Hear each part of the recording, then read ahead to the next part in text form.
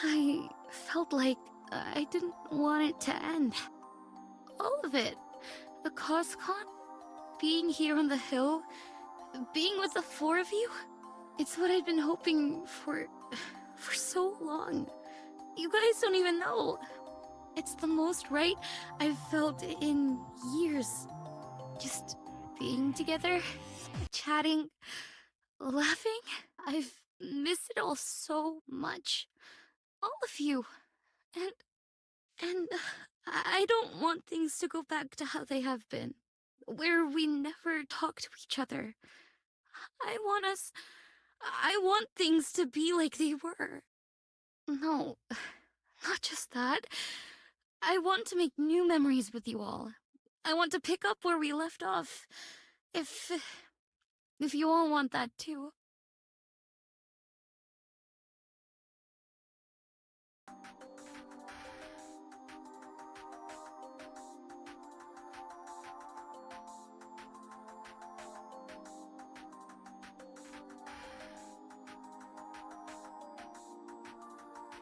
Hello there.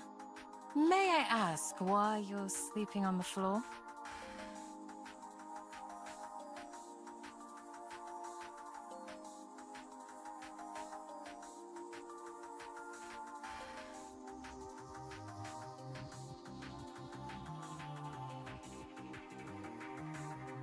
Good morn...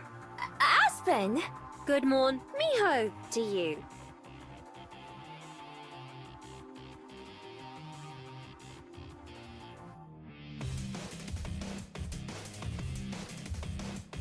You know I love you lots, right?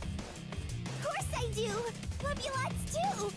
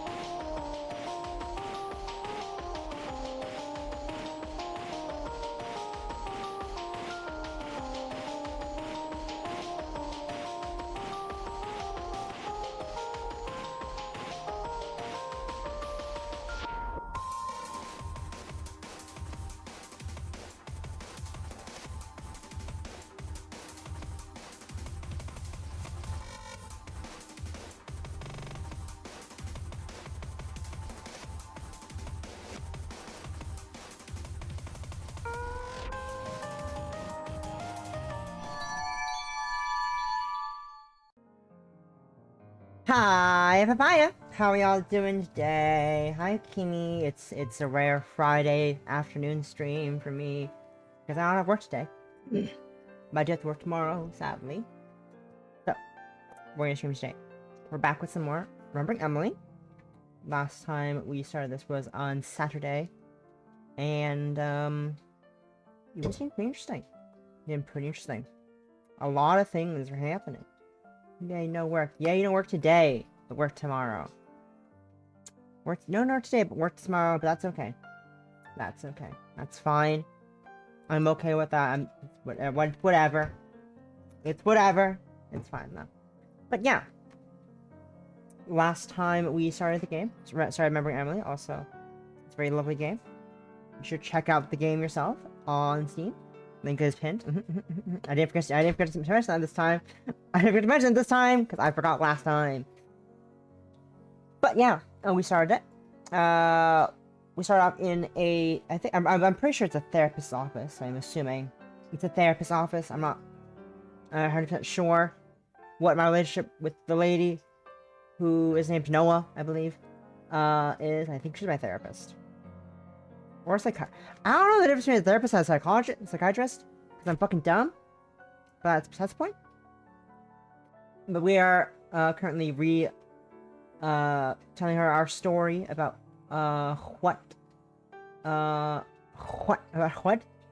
about how and who Emily is, how we met her. We met her in a coffee shop. She was in a coffee shop.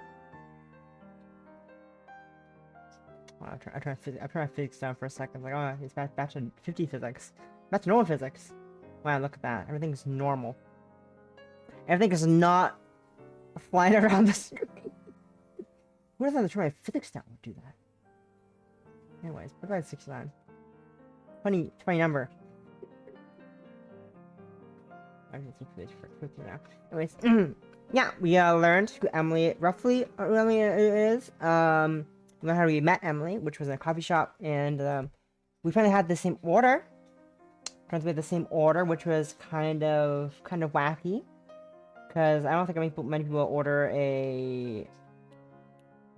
I believe it was an Americano with coconut milk, if I remember correctly, was the order.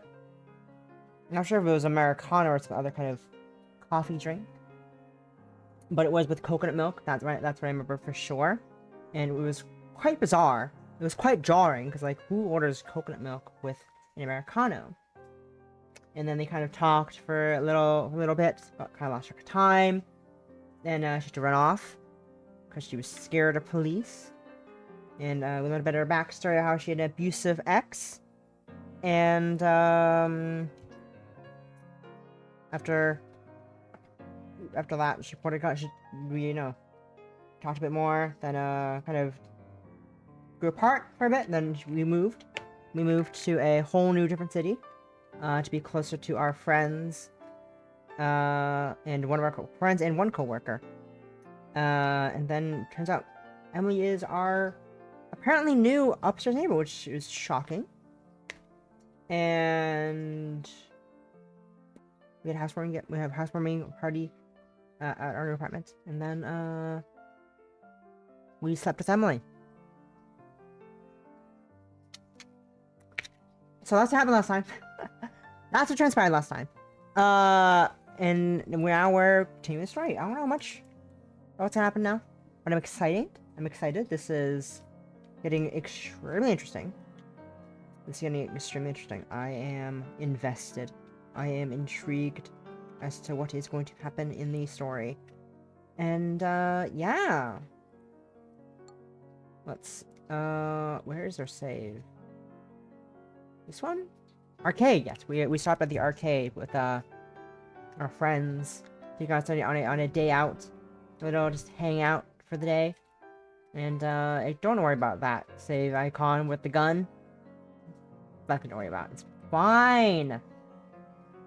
Everything's fine. But yeah, let's resume. And, oh, yes, that's where it ended off. It ended off at us trying to figure out and choose, what is Emily to us? Okay. I didn't realize that's where we started off. Okay.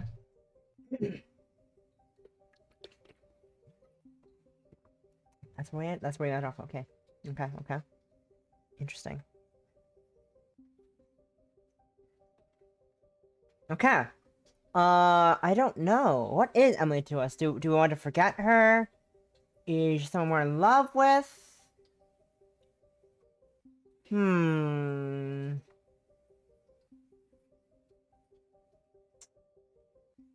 Hmm.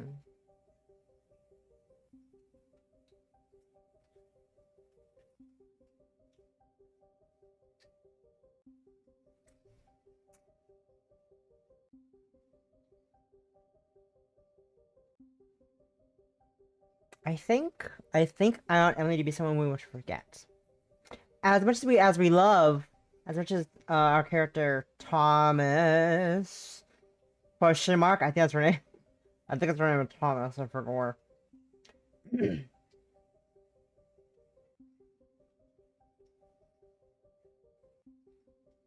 It's like I'm distracted by things.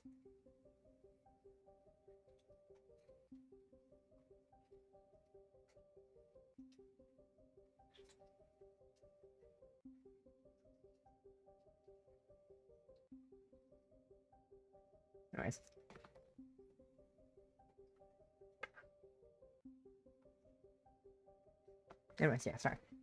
I'm distracted by video on side. Video on my side monitor. Anyways, I think now I'm going to do something to forget. Even though, as much as we, seem to have so much intimate, relations with her, I kind of think Thomas, it's Thomas. Thomas might want to, I want Thomas to move on, trying to move on from her, even though, she's already dead. Current time, this everything is implies a flashback, except the therapist's office moment. So we're gonna, that's what I want to forget. Someone I want to forget. It's complicated.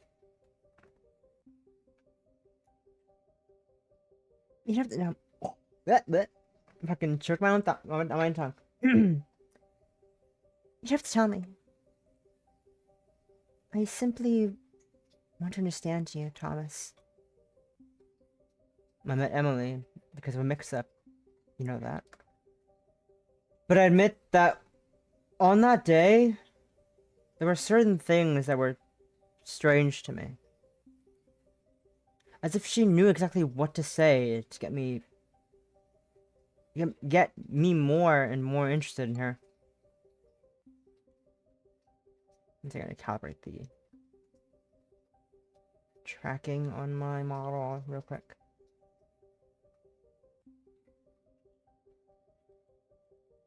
Okay.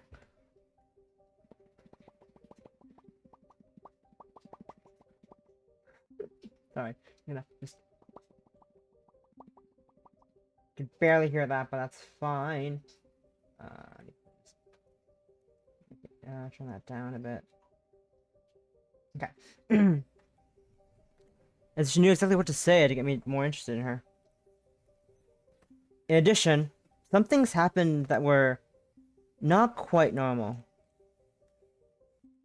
Like when she left suddenly, or some attitude she had during the conversation. I'm not sure why I keep saying he. I'm sure it's a typo. It's definitely a typo. And that's supposed to say he, it's supposed to say she. Because Emily's a girl. As far as I'm aware. Emily is a girl. So I think that's a typo. Missed a letter multiple times when typing. That's fine though. But the second day I met her, I decided I had to stay away from her. No matter how much I liked her. What happened? Emily pulled a gun on me in a coffee shop. What do you mean? Emily had a gun on her and pulled it out to shoot you in front of everyone? It was late, and Emily was telling me what had happened with her ex-boyfriend. I told her Actually, I don't know why I keep saying him. I'm probably it's probably like a translation error. I assume it's a translation error thing. That's kind of fucking with the pronouns.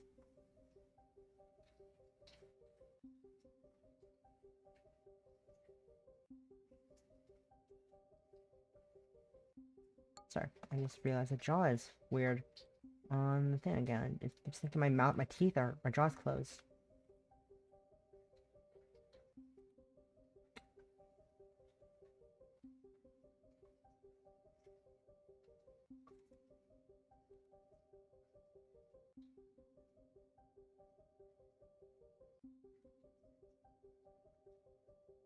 Just do this, and then...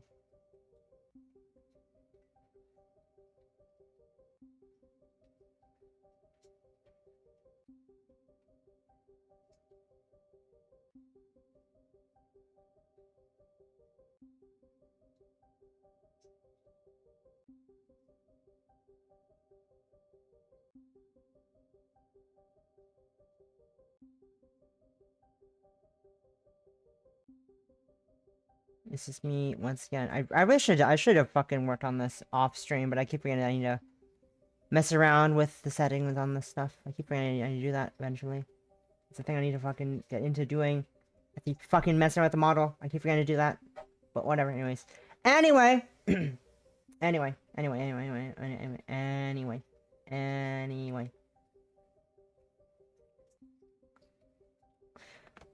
I told her that he had something... I told her that he had to get as far... Oh, bleh. I told him that he had to get as far away from him as possible. Even from his own work. Even from her own work. What did her job have to do with her ex-boyfriend? Her ex-boyfriend worked in a shady business, and Emma had gotten her position thanks to Seth's shenanigans. I understand. Emma became nervous and pointed a revolver at me to show how helpless she felt. There was no one else in the cafe, and the waiter was packing up. But she could have killed you. I knew she had a gun on her from the first time I saw her. She had also told me that she was carrying it unloaded. But I didn't want to get involved with someone who had pulled a gun on me. I decided to leave town. I don't know what to think. It's complicated. I'm sorry that happened, Thomas. I guess I thought it was over. I thought I was over it. Oh my god. I can read English words. I thought I was over it. But when I saw Emily upstairs, all those memories came back. Without being able to stop them. And on top of everything, what happened afterwards. It made the situation not much better. Does she want something else? The next day, I didn't remember anything. Emily was the one who told me everything. We talked calmly, and I told her that it had been a mistake. Kate, I don't really want to be with Emily. But I can't tell you exactly how I feel about you either. Thomas, I'll always be here. You know that, don't you? Thank you, Kate. And if at some point, you know, I'll be waiting for you. Even after knowing everything you told me. At that moment, William appeared. He did not look very happy. This is the last time I enter a Street Warrior 2 championship. What happened? One player started mashing buttons, always throwing me the same attack from far away. It was impossible for me to know exactly what he was going to do when I got eliminated in the third round. You could cut the tension with a knife. Fucking thick as fuck. Almost like my ass cheeks. After the conversation with Kate. We were both still at a loss for words. You're very quiet. The cat bite your tongue? To be ridiculous, William. Why didn't you get past the first screen of the final punch?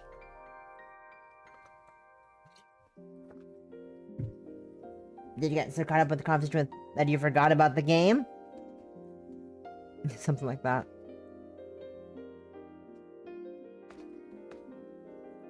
Yeah, we play a few more games, or go to the bookstore.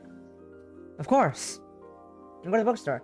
We spent some more time playing on various arcade machines. Little by little, Cade and I went back to normal. But inside, I was really confused. And as I told you, I didn't know what I felt about Kate. We arrived at the bookstore. Emily's gonna be here, because, you know, the author. I confess that seeing the shelf with Brad Sanders featured books again didn't do me any good. Oh, this time the company was very different. I think I have to reread the previous book. It's been too long since the last one. The last one was a few months ago, William. In Thander's years, that's almost decades. You're absolutely right. Thomas, what happened the last time you brought the last Sanders book? You told us something. Kate was more relaxed than in the arcade. Yeah, I was more relaxed in the arcade. Fortunately, her cheerful mood was back, and I was able to give a break to feelings I didn't know how to sort out. Have you got your bulletproof vest with you? Why? Kate quickly looked at me, quite worried. I didn't know what William was talking about, or why he made such a comment. Did you know about Emily? Didn't someone get shot outside the bookstore where you bought Thander's latest book? Ah, yes. Kind of. I was having a drink in the cafe when a guy who just bought the book was shot pretty close. Oh, you didn't tell me anything. I didn't want to worry you. I know you feel about these things.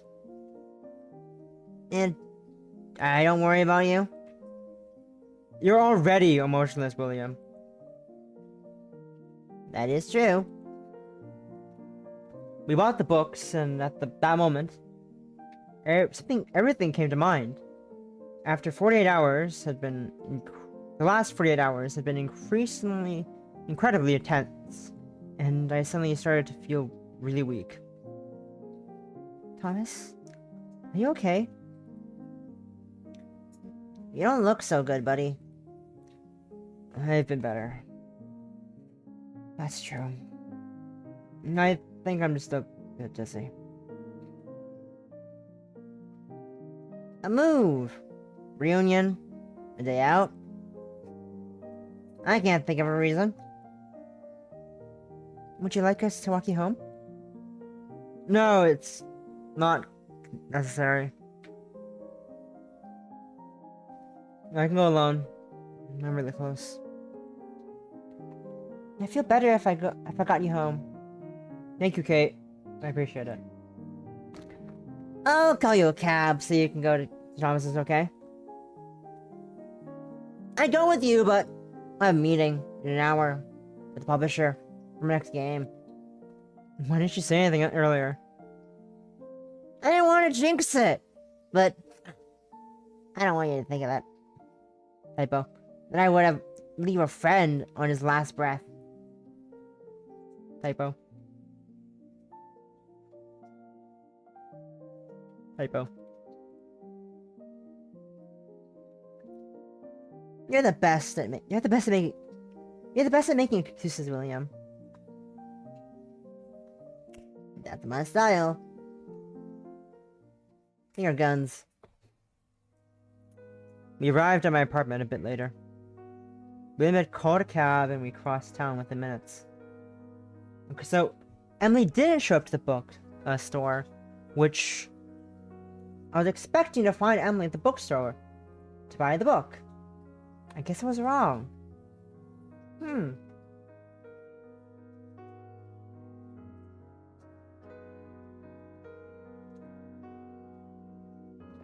a second.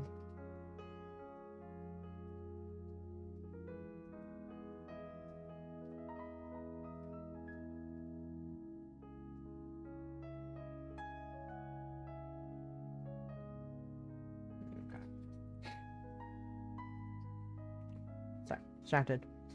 Okay, I think I can go on my own. Promise, I didn't go across town not to make sure you're okay. We went to my apartment. Everything was quiet, and little by little, I was feeling better. I'm going to prepare you a calming tea, so you can relax and rest for a while. Thanks, Kate. I guess it wasn't easy to tell me all that. And I understand that's why you're like this. I'm sorry I made you remember all that. The day Emily pointed that gun at me. It was the day Brad Sanders' previous book was released. Oh. Is that why you started to feel weird? Because William asked you about it? Yes. Actually, since we talked in the arcade, I started to feel better. I guess I didn't want to hide what happened with Emily. Especially not to you. I appreciate that you decided to trust me. Even after what I told you. First and foremost, you're my friend. My best friend. At that moment, Kate and I hugged.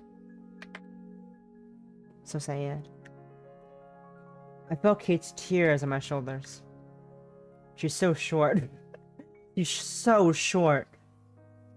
Kate had also endured a great deal in the last few hours.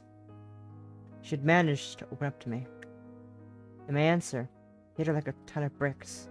Spelled incorrectly, missing the C in the word bricks. And it felt like I might be thrown away the chance to be with someone. It was really worth it. A few minutes passed. I drank the tea while chatting with Kate about unimportant things. I was trying to understand why I didn't feel for Kate the same way I felt for Emily. I think I've had too many emotions for today. I'll take you to the bedroom so you can rest. It will be the best. I opened the bedroom door when we saw somebody within the darkness of the room. It was Emily. In my room. In my apartment. The fuck? She was crying, sitting on the bed. What are you doing here, Emily? How'd you get in? The doorman lent me the key to your apartment. Why? Why did they do that? The doorman lent me a key to your apartment. When he saw me leaving your apartment, I told him that I was your girlfriend and that I had left something there. But what are you doing here? It's because of Seth. He knows I live here. In that instant, my whole world fell apart. I'd fled from my old city because of that. Because I didn't want to be a part of it. And it hit me full on. Did you see him? Did the police tell you? I've seen him lurking in the streets from the window. He was at the cafe across the street the whole afternoon. I guess he's waiting for me to come out. I'm gay. I don't know how he found me, but he did. The only thing I could think of was to come here. because if he's made it this far, he'll know which floor I live.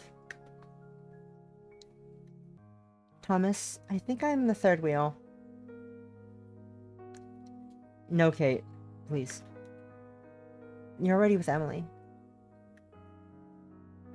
If you need anything, just give me a call. I walked Kate out of the apartment. Kate's face was slowly returning to the same expression she had during the morning at the arcade. Kate. Are you okay? Yes? I was simply surprised. Nothing else. I didn't expect Emily to be in my room. Least of all for those reasons. But... do you have to be the one to help her? Getting into danger like that? Like that? I'm the only person she knows in town. Besides you two, I guess. Kate. We will call the police. We'll see what they could do. Thomas. If you think that's what you have to do, just be careful. That's for sure. We'll talk tomorrow, okay? Of course. I rushed back inside. Emily was still sitting on the bed. My fucking bed. Crying on my bed. You could see on her face that she was terrified. She had fled the city precisely to avoid this. We both did, actually. And now she had her greatest fear waiting outside her apartment. What exactly happened? I don't know, Thomas. I just saw him through the window and... Calm down, Emily. I can't understand a word. I can't understand those 5 words you've said out loud. Start from the beginning. What exactly happened? What happened when you left my apartment this morning? You know that I only go out to do the shopping, or for some occasional photo shoots that I haven't been hired for. Yesterday, I got a request for a photo shoot from a guy who wanted to meet who wanted to meet a couple of blocks away this morning. When I left my apartment, your apartment, I went to mine to get ready for the photo shoot. When I got everything ready, I made myself a coffee to relax before leaving. I looked at the window and there he was. He was walking down the street as if looking for something. Looking for me. I canceled the photo shoot and pulled the curtains in the apartment so no one could see me. He found me, Thomas. Do you think he was the one who hired you? Maybe. I'm not sure. I have set the vacation mode in the photo app so I can no longer be commissioned for photo shoots. I don't know what to do, Thomas. Did you call the police? I called the agent who had been helping me in our old city. She just told me that not to leave the house and to try to be with someone at all times. She also told me that she would talk to her contact here and let me know if they were able to locate him. Truth be told, Emily, I don't know what to tell you. Can I ask you a favor, Thomas? Of course, you can ask away. Ask any favor. Whether I'll do it for you is a different question.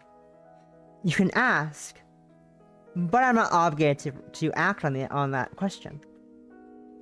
I'm afraid Seth finds out where I live, and one day shows up at my apartment door.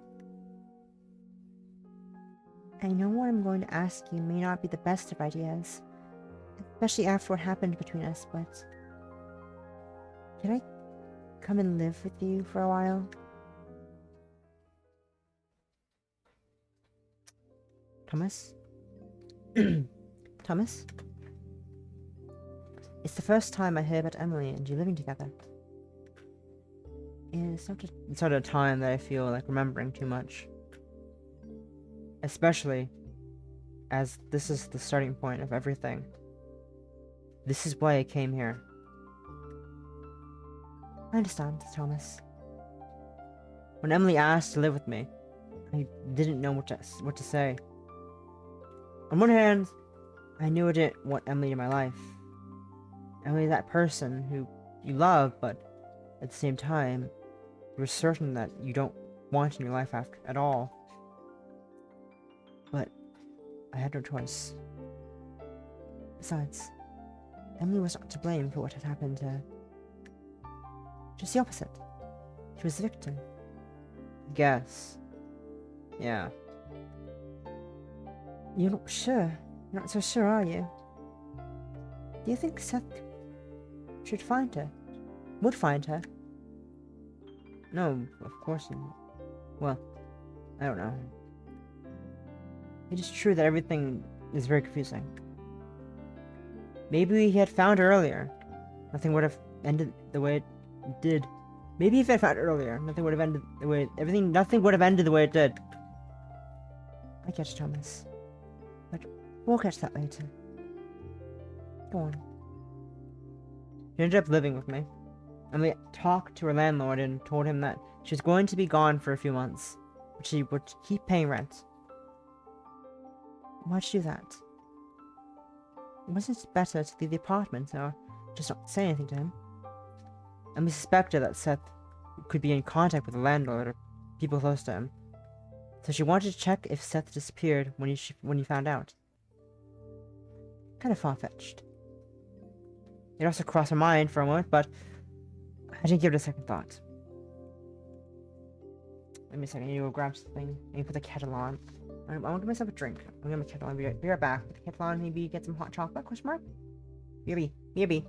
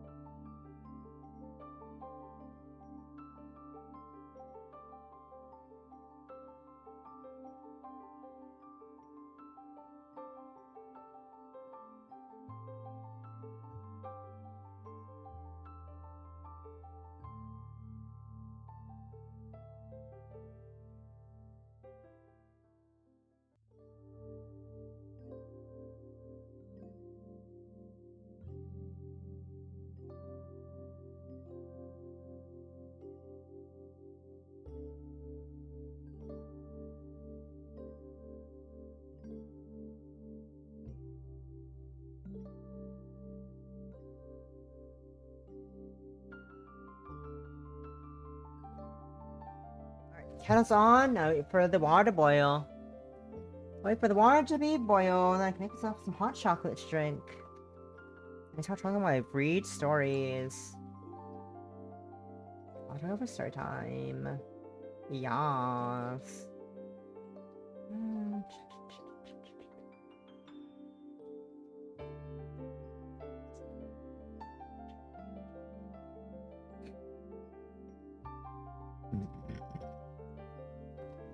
Anyways.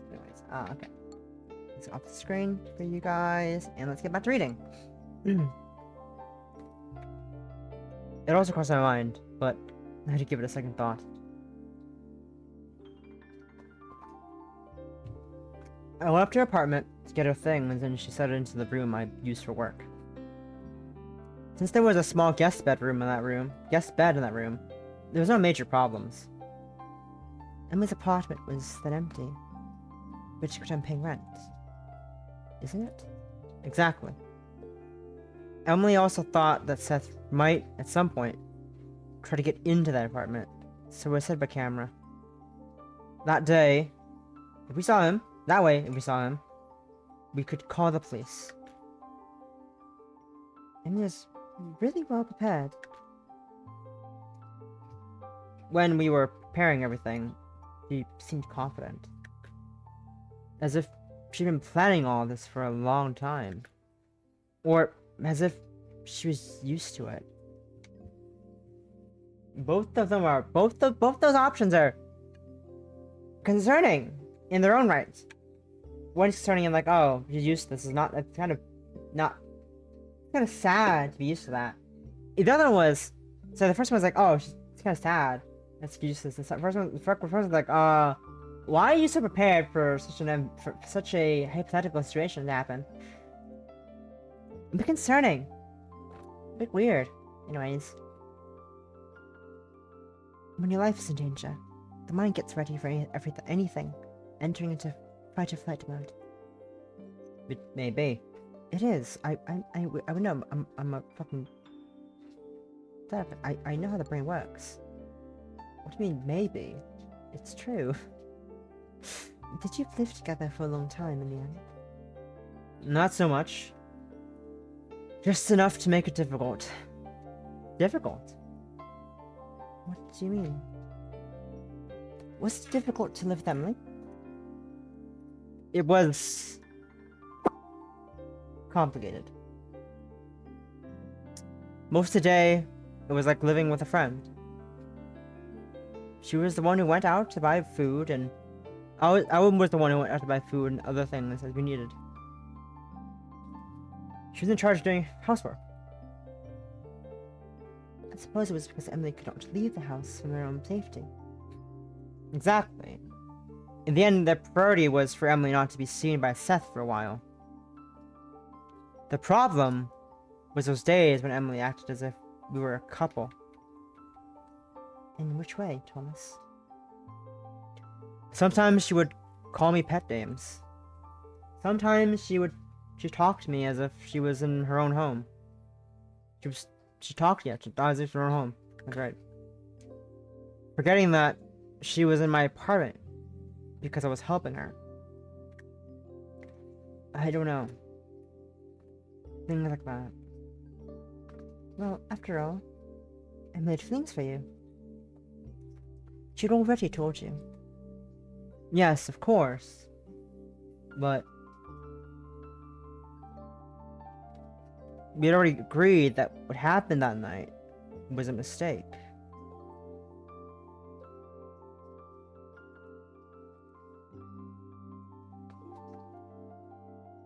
And that it was better to be friends. It's one thing to say, Thomas, but feelings are complicated to control. Anyway, it was quite a complicated situation to get her to let her behave like that. Each person faces dangerous situations in a different way, Thomas. Emily, at best, coped with it by trying to live a normal life. And what's more normal than living with herself? It makes a lot of sense, but it was very confusing. I guess it was hard to blow for. It was a hard blow for Kate. This was a hard blow for Kate. It was worse than I had first imagined.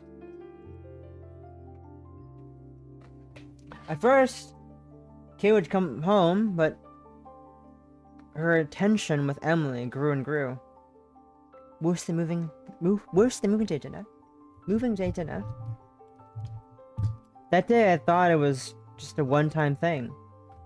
But whatever Emily said, Kate misunderstood it and looked very uncomfortable. What kind of comments did Emily say that made her uncomfortable? Emily would comment on something related to the day-to-day. Or she would grab me by my arm or something like that. I understand. It's normal, knowing how she felt about you. The worst part was that there was nothing I could do to fix it. I was a prisoner of a situation I had not even chosen. As the days passed, Kate stopped saying she would drop by. And in less than a week, she told me that she would no longer be coming home as long as Emily was there. That it hurt her very much to see her, and that she would rather not be suffering like that. But you kept on hanging out, didn't you? At first, yeah. Sometimes with William, and sometimes just the two of us. There were too many problems. There were not too many problems. Not too many problems. In a very short time, we had gotten used to seeing each other almost every day. A few weeks later, Kate stopped looking forward to our meetings. She made all kinds of excuses. If it hadn't been for William, I don't think I would have seen her for a long time. Thomas, Kate's feelings for you were very strong. She had to fight with someone who made you feel exactly like that. Someone who, on top of that, you couldn't ignore in any way. Someone who needed you. It must have been really hard for Kate. Did you manage to get your feelings in order during that time? No. When I think about that time I spent alone with Kate, I just remember it was the best time of my day. We chatted about video games, movies, and the books we were reading. Every day that we spent together, I realized that Kate did things that I only thought I'd seen in Emily. What did you discover that you hadn't seen in Kate before? The feeling that we truly seem to always think alike. It may sound silly, but it seems that when I start a sentence, she could have finished it exactly as I imagined it. It's something very similar to what you had told me when you saw it in Emily. You hadn't discovered it until now? I guess distance keeps you from discovering things that, when you're physically with someone, you pick up in seconds. So, how did you feel about Kate at that time? It was Kate for me. I don't know.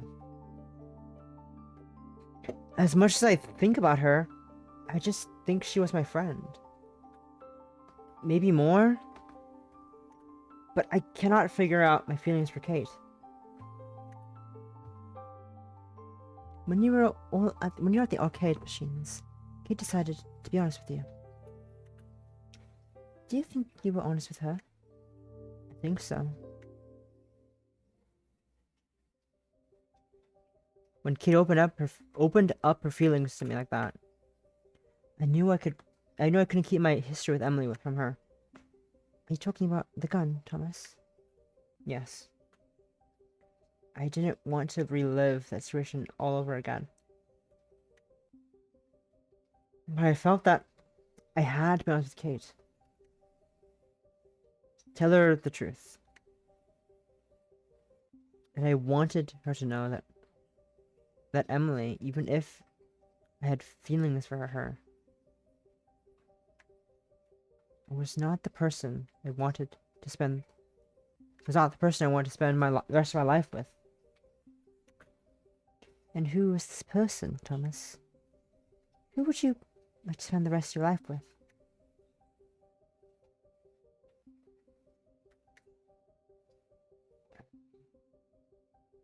beginning to think that maybe with Kate.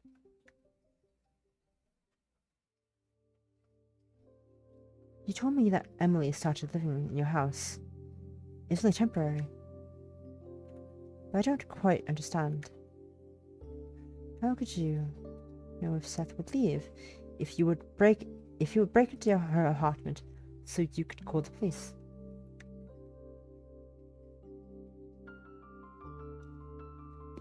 Maybe Emily would no longer be able to return to her apartment. Even if Seth no longer thought she lived there, going back would be too dangerous.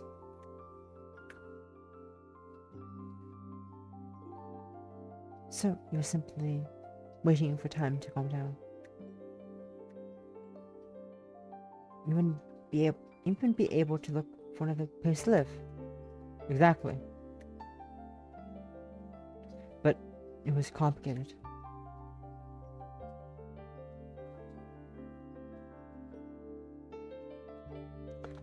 Her contact the police told her to continue looking for him with me.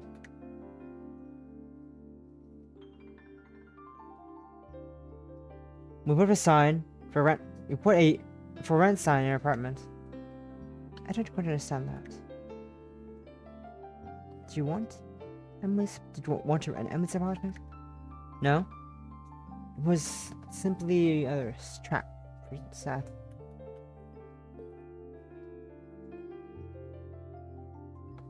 If someone was interested, the number listed was the one of Emily's contact to the police. If it was Seth, they would immediately go after him. I understand. Not only that, Emily's lease did not state that she could not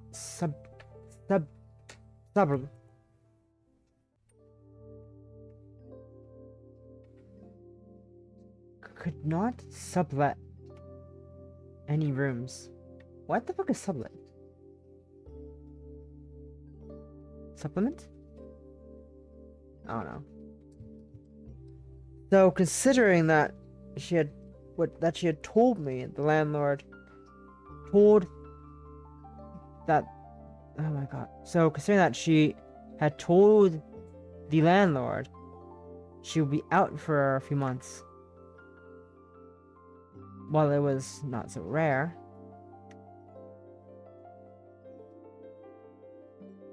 not even for the landlord, then how long are you going to be waiting for Emily? How long are you going to be waiting for Emily to be able to move in? Because time could possibly pass without showing any signs of life. At first I didn't think about that. They will say they got my hot chocolate from the kitchen. Be right back! BRB! Where is it? BRB.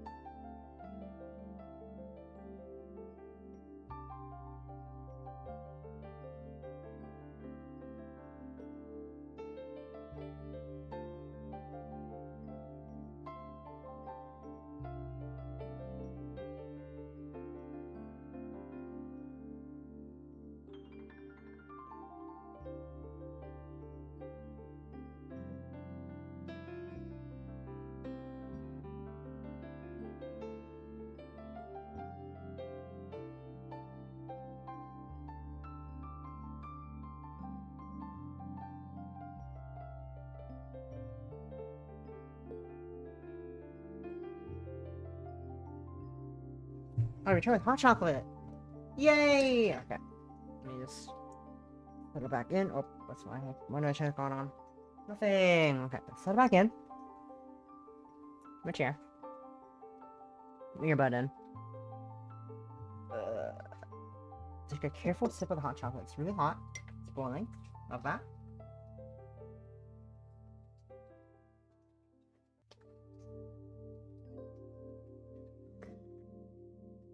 Ooh, that's hot. Okay.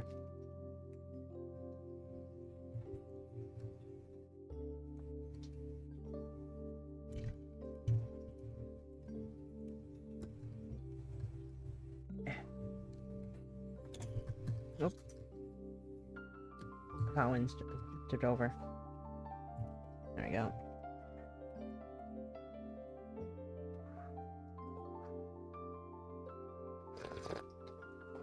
Ah. Hot. Hot as fuck. Okay.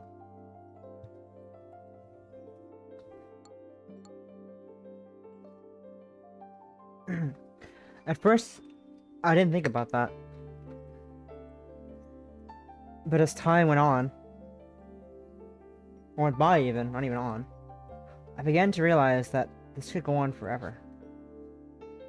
And considering how it was affecting my friendships, well, I was worried that we wouldn't see a time when Emily would take the step to move on to another apartment. Or to start fresh again. By the way, Thomas, I have a question. Did you pay for everything?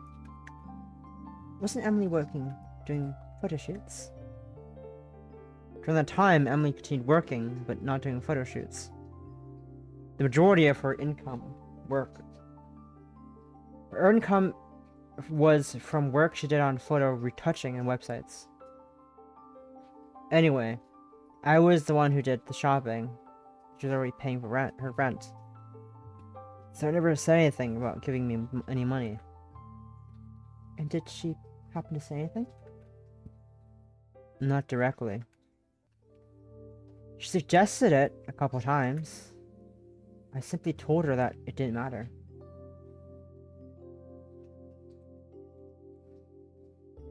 During all that time with Emily, did anything happen between the two of you again? Something like that. Something like what happened in the night.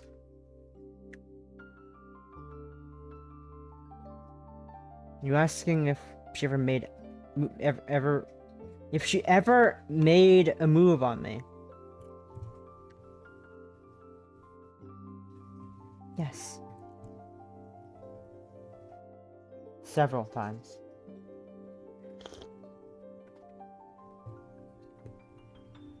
As I told you, Emily often confused her stay in my apartment. She thought we were just a normal couple. Sometimes she would come into my room, quite naturally, arguing that she didn't want to sleep alone. Other times, she would appear next to me, half naked, on the night of the move. She would talk to me, tell me that we both felt the same way about each other. But I always tried to make the situation clear.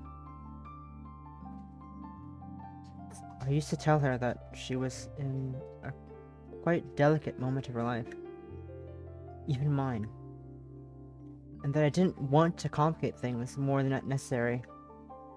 After a while, things calmed down and we didn't talk about it again. According to what you told me, Thomas, there was a day when Emily broke your relationship with Caton. Yes. What triggered that argument? Well, it was the day Emily confessed to me that she was pregnant. Chapter 5. Jealousy. What the fuck? She's Bergante? She's pregnant? What the fuck? Huh? How? Has it been 9 months? Has it been 9 months since she is broke up with Seth? I'm assuming Seth's the father. Unless somehow we stayed 9 months just chilling out together in my apartment. That's the only other thought, hypothesis. Because either it's Seth's child, or it's been 9 months since she's been living with us. That's since when I moved in. So I don't know. I don't think we're gonna find out. But also, like, what the fuck? What the fuck? She's pregnant. I confess that when I woke up that day, I didn't expect it to be the day my whole life would change. And my father? Question mark? It was the weekend, and fortunately, I didn't have to work. It had been several days and a while. I had been a bit distant. In which I had been a bit distant. Even with Emily. With a final deadline on a project at work, and during all that time, I'd only separated from my laptop to get something to eat. But that day, at last, I could chill for a while. Or so I thought as I was leaving my bedroom. Good morning, Thomas. Hi, Emily. Did you manage to finish last night what you were working on? I heard you went to bed early, very late. Not very early, very late. Yes. Luckily. I had a little left, so I was working up until quite late at night. But at last, I'm now free. You're looking at a free man. A new free man. Now you have the week off, right? Yes. Why? What are you gonna do? Don't be weird. Yeah, kind of.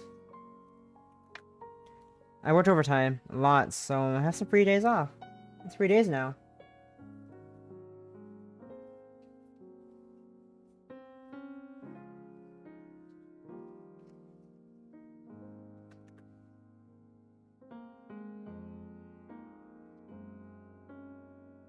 I have several days accumulated to relax and rest. Look at my fucking eye. It's checking, we're good. Had you thought of something to celebrate? Well, I was planning to chill at home today.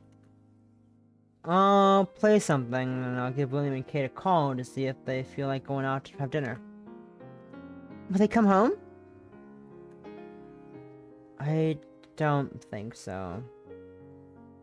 I don't think they're gonna come over, if that's what you're asking. To my home? I don't think so. William had talked about a new Indian restaurant that opened up downtown. But does William know you don't like Indian food? Maybe promise to give it a chance. Not that I'm looking forward to it. I'm a white man. Thomas is a white man. Thomas is fucking white. Thomas is white and cannot deal with spice. Yeah, white boy. Bring me some when you get back. No, I'm in the mood for Indian food. Yeah, sure. I'll do that. I'll bring you back some food. I'll bring you something with, tikka masala. Or some samosa. That's the only thing you know about Indian food, don't you? You saw through me. I'm a white man. He's a white man! I also don't know much about Indian food, but that's because I don't eat Indian food. So don't ask me about Indian food. I'm not a good person to talk about that, because I do not eat Indian food. But, yeah. We both started laughing. Light-hearted moments with Emily could often be the highlight of the day. They tended to be quite short, though. Look, I'm going to bring a bottle of Fenny. Do you understand about that? Huh? Fenny? Fenny? What's that? A quite famous liquor in India. Well, there's no need, Thomas. With some vegetarian samosas, I'll be more than happy. I don't understand. Don't you want to try it? It's not that I don't want to. It's just that I can't. Is something wrong? Are you taking any pills?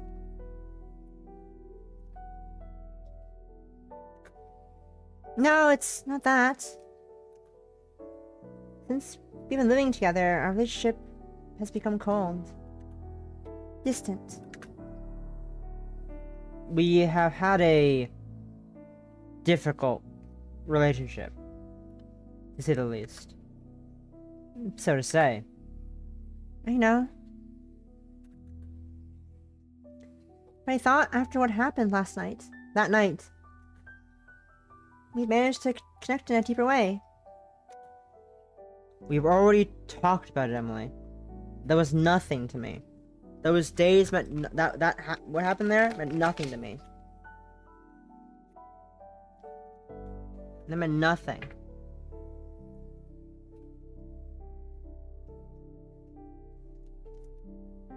Wait a second, I am being silly.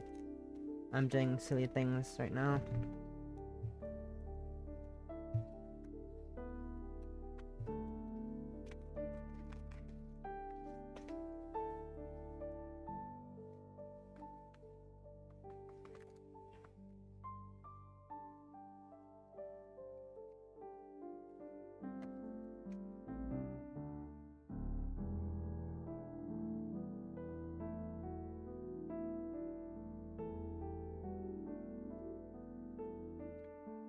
It was a mistake. I was precisely at my best. I was precisely at my best, and you... What? You may have pushed me harder than you should have. Especially because the state I was in. I know, Thomas. But things have changed since that day. What has changed? What happened 2 months ago? I haven't been feeling quite right lately. And I ordered something on the internet. You knew they couldn't see you, Emily. You were endangering us all. I took safety measures. They left the parcel at the door and did not open the door until the carrier left. But what did you order? You could have asked me to buy it for you. No, I don't think you could have. Why? Pergante test. Oh. What? Pregnancy test. It was this, Thomas. At that moment, I was shocked.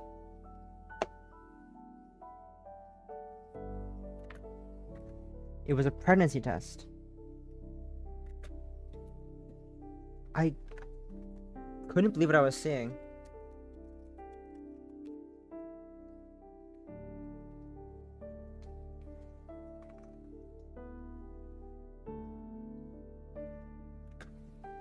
Emily, what is this? It's a pregnancy test. I am pregnant. And you are the father. Huh? Huh?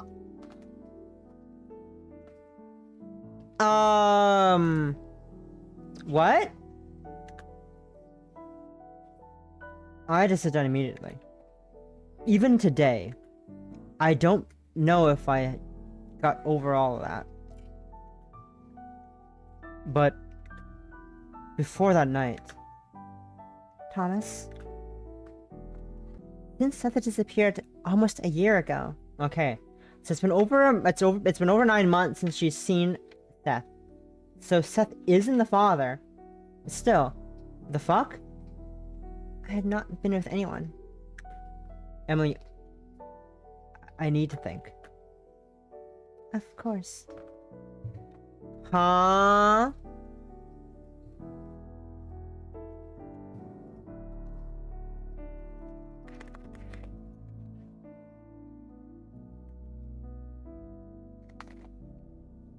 The fuck? I quickly went to my bedroom.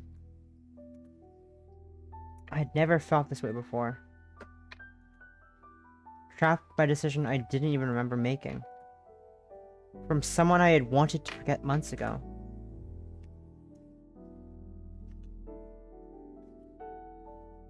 Calmer, though, with trembling hands, I texted Kate. I don't know exactly what I want to tell her. Nor if I really wanted to tell her. So I simply texted her. Hello. I left my cell phone on the bed. A few minutes later, I got a text from Kate. Hello, Thomas. Is there something wrong? I just wanted to talk to you.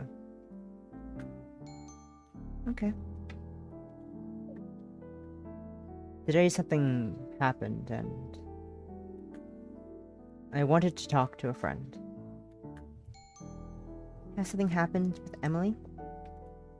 Are you okay? I'm fine, yes. It's just I just found out something that I'd like for it to be a dream. Is Seth back? No. Can we meet? I just feel like meeting you right now. Of course. Of course. Shall we meet at the arcade? It's good middle ground between my apartment and yours. Perfect. I'm on my way. I took off my pajamas I was still wearing, put on the first thing I saw in my closet. A cool ass fucking shirt. I hurried out of my bedroom, ready to walk out the door without a second thought. But as soon as I opened the door to my room, it was Emily. Thomas? Are you okay? I just need to clear my head. Of all the things I expected her to hear today, this was not one of them. I didn't expect it either, Thomas. At that moment, I lost my temper and raised my voice louder than normal. I told Emily everything that I was feeling at that moment. Emily, I was drunk.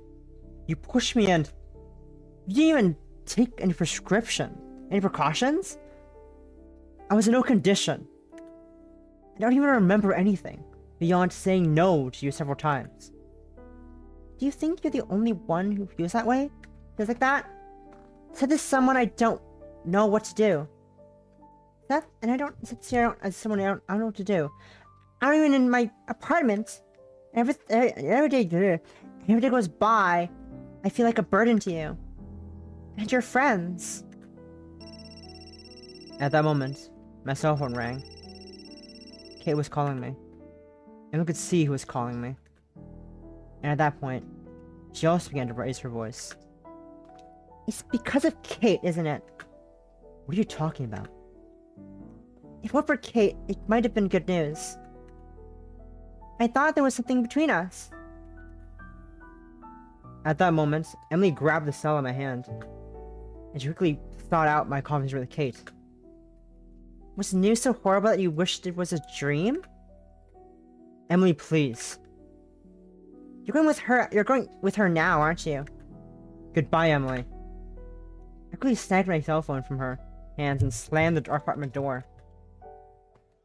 Ma'am, please. Stop it. You're being weird. Ma'am, please.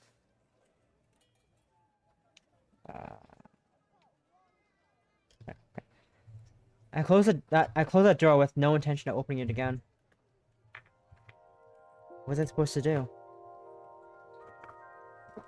I was completely overwhelmed by the situation. I arrived at the arcade. Kate was on one of the benches of the food court. Her face was, when she saw me, changed from a slight smile to concern. What happened, Thomas? What happened, Thomas? You don't look well. I didn't know who to talk to, Kate. The situation with Emily. I don't know what to do. And she started living with her. I confess that I've been avoiding you. I guess you could have used a little support. No, Kate. You're not to blame for anything. It's just that something has happened.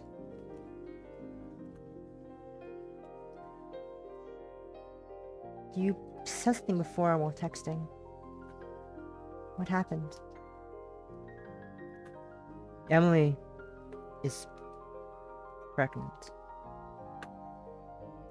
Even though we were in a room full of noise and music, at that moment, I noticed the silence that flooded the entire room.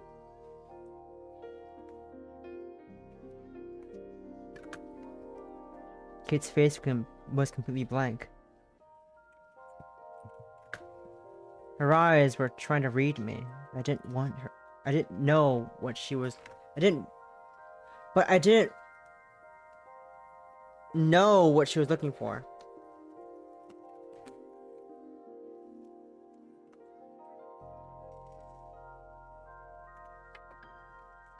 But has Emily been seeing someone?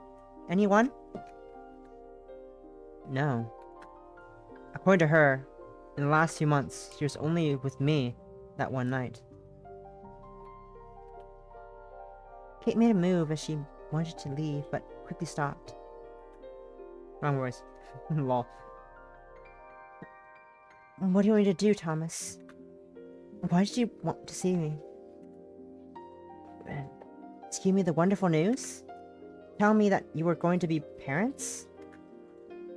Kate, you know what happened that night. I just know that you've been with her all this time.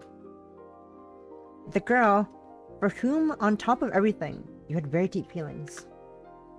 A girl, right now, may be desolate in your living room. Sorry. I shouldn't have called you. A few seconds passed. No one moved. The longest seconds of my entire life. But then a calmer Kate took over the conversation. You know this has been. This has been very hard for me to hear. But I get that for you, it has not been any easier. Should we go somewhere quieter? When you told me you wanted to talk, I thought you might want a more relaxed setting. I didn't expect you to tell me something like that. Like that? Of course. Along the way, none of us uttered a word. Although the tension in the atmosphere was no longer so high. That short walk to the cafe helped us put our thoughts on order. What are you gonna do, Thomas? I don't know. Thomas, Emily's not to blame. It wasn't myself. I wasn't myself. She could have stopped or taken some precaution. And not to find ourselves in this situation.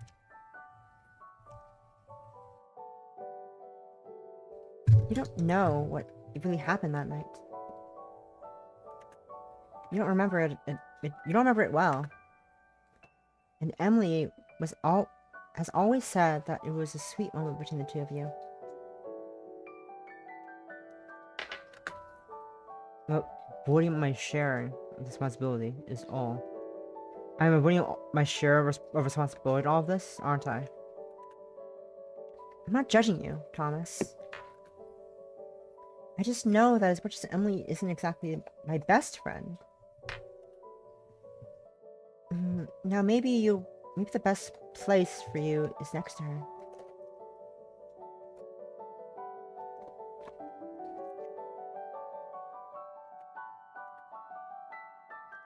Those last words were virtually unheard.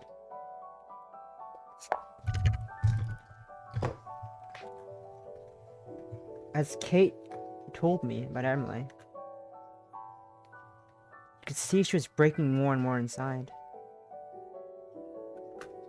Trying to put herself in my shoes, even if in Emily's.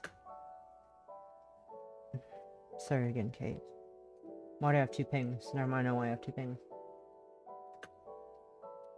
We'll have to talk. We have time to talk. Have you made up your mind about what you're going to do?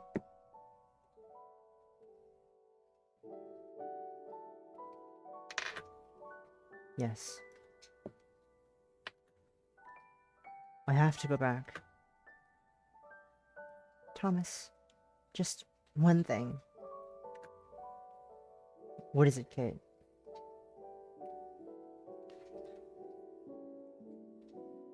I want you to know that as hard as it is for you to say, I will always be by your side. I know, Kate. Everything I've told you about my feelings for Emily, or for you, it hasn't changed at all. Even if that means complicating things even more. It'd be great if we could just change our feelings with a click, wouldn't it? As if we were in a video game.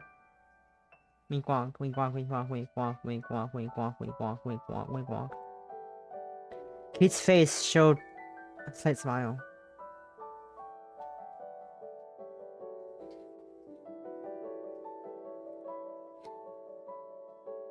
Even understanding. It was a pity that life has no checkpoints.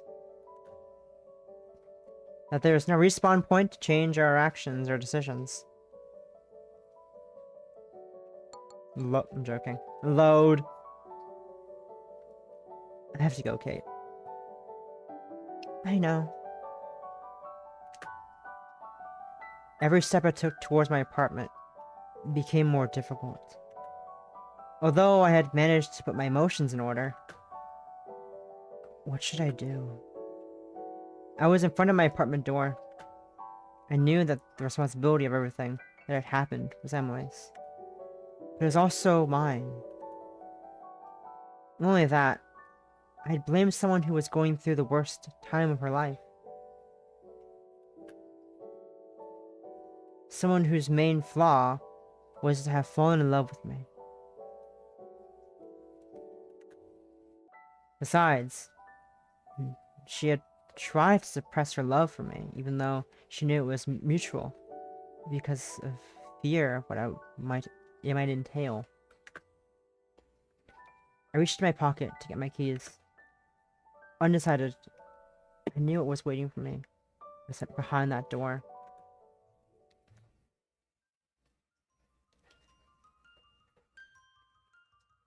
Then, without warning, a dry sound was heard upstairs. At Emily's apartment. Dry sound? The fuck's a dry sound? I always carry keys to both apartments with me, just in case. So I quickly went upstairs. Once upstairs, I checked my cell phone. There was no notification from the camera app. If someone had come in, we would have known. Emily hadn't called either. I didn't want to worry her more than necessary. And even more so in that state. I went into her apartment and kept hearing the same noise. I checked everywhere, but I didn't find anything. The fuck's a dry noise? What's a dry noise? The noise was muffled, as if I was in a completely empty cathedral. At least there was no signs of Seth. One problem less. One less problem. Finally, I had the sense of hearing a faint dripping sound coming from the kitchen.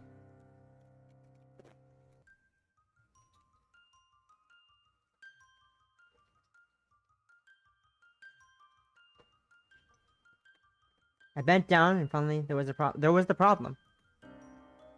The plumbing breakdown had welcomed me to my apartment had refused to be fixed.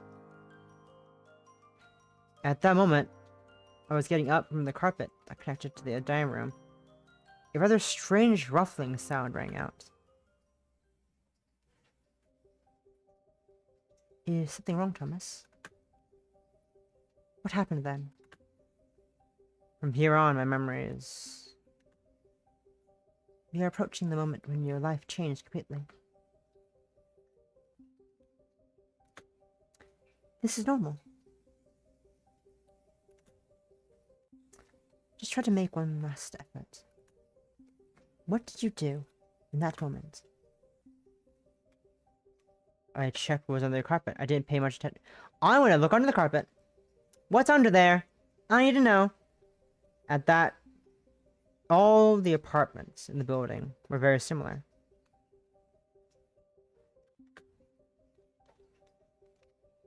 One second, I'm trying to... Okay, cool. And I was surprised that under the carpet there was a loose wooden tile. A wooden floorboard, if you will, even.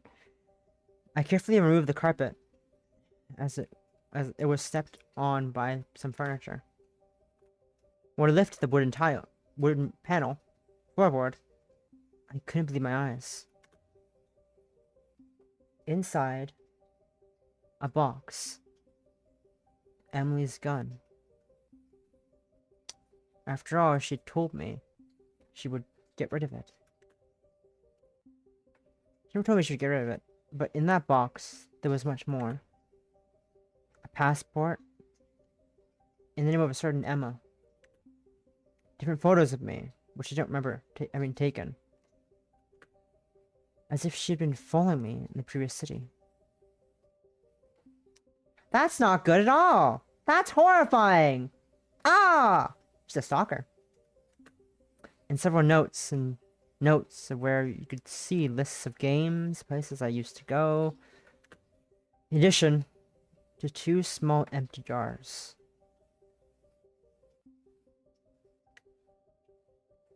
At that moment, I didn't know what to think.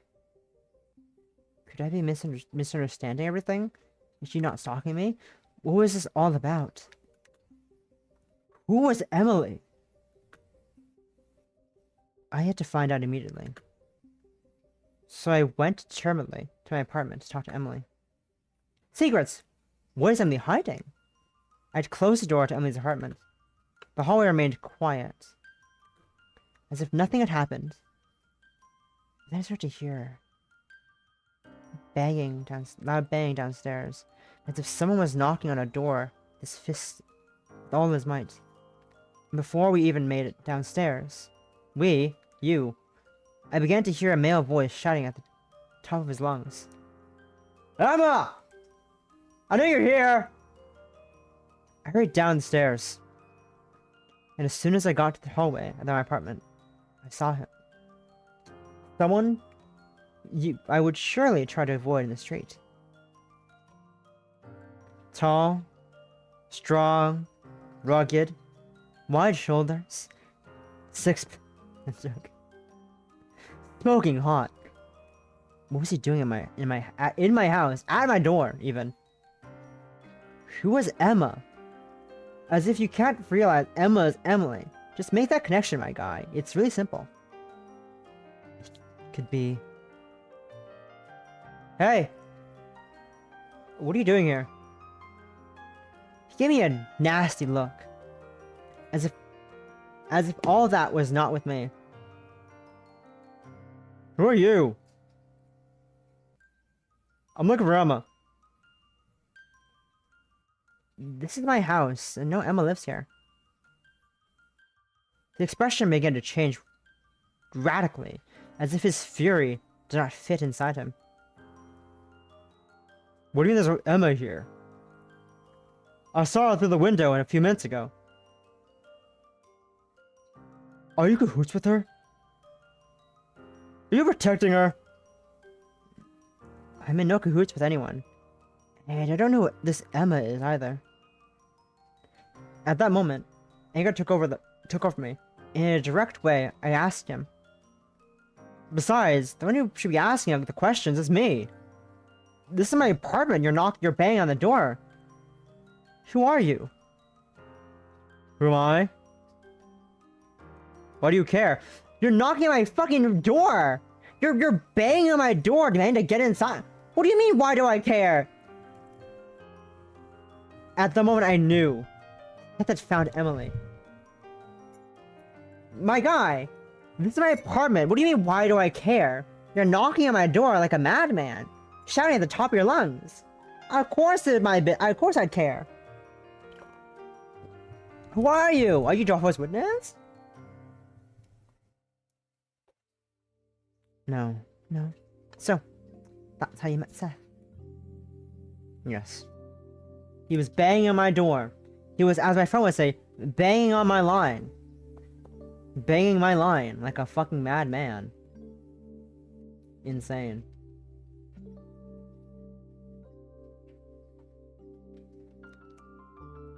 Insane. Banging on my line. Banging on my front door even. Banging in my banging my front door. Hard. And loud. You were always very vague in telling me what happened that day. Now everything starts making sense. My memory is pure blurry. I got knocked the fuck out by Seth. I got a concussion. I don't fucking remember shit. I don't remember shit after getting knocked out by Seth. That burly, strong man with a strong arms, wide shoulders, chisel ass fucking face.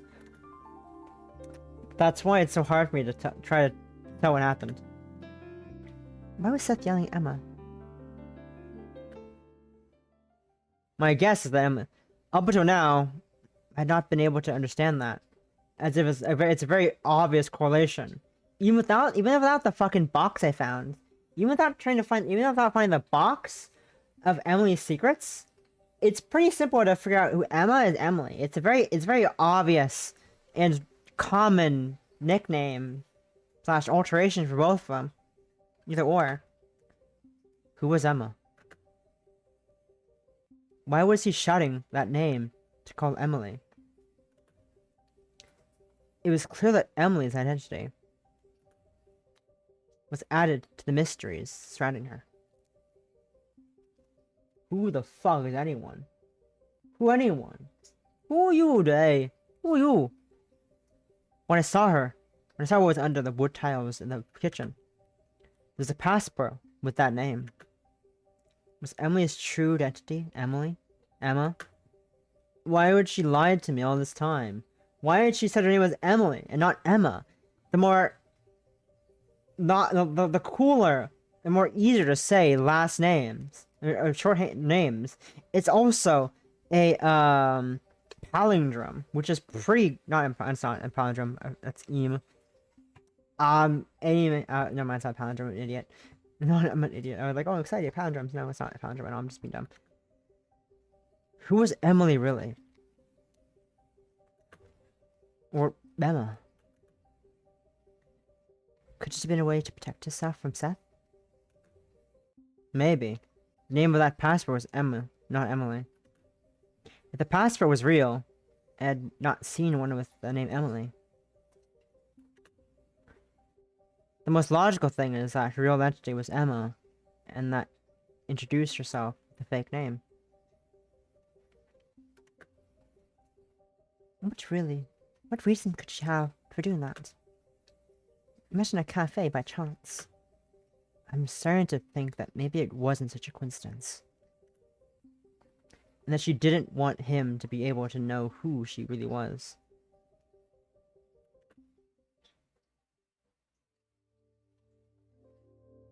In that case, no matter how it was, Emily's cover had blown.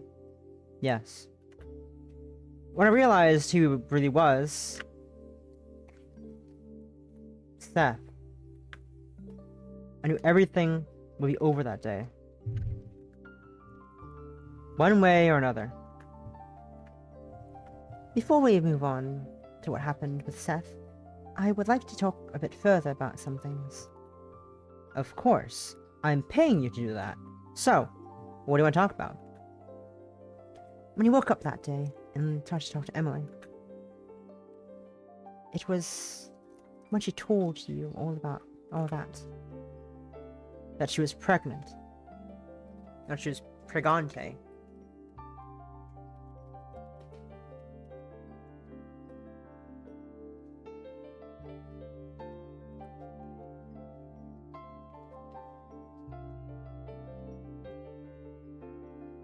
Wait a second.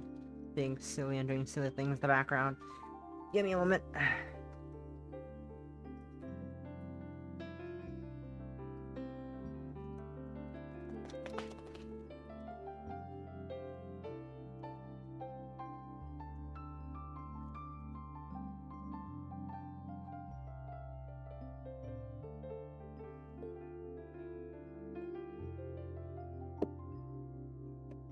Okay, let's put it away. Now that I'm fucking around with that. Put it away. Hold on.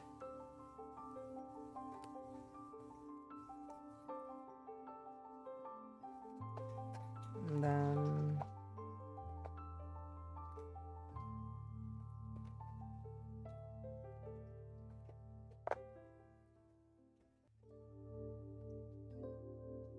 and then put this in there.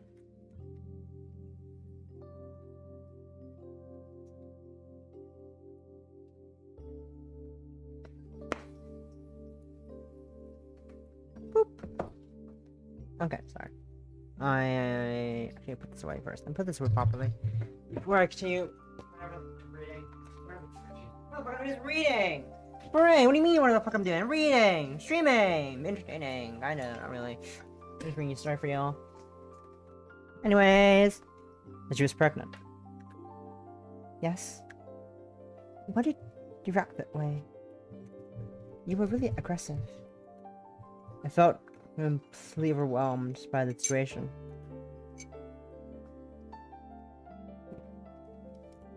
We were talking in a relaxed way, and all of a sudden, she told me that. Give me a second, let me check something real quick. What am I checking again? Where did I check this thing I'm looking for, actually? Where is it? Actually, I don't know.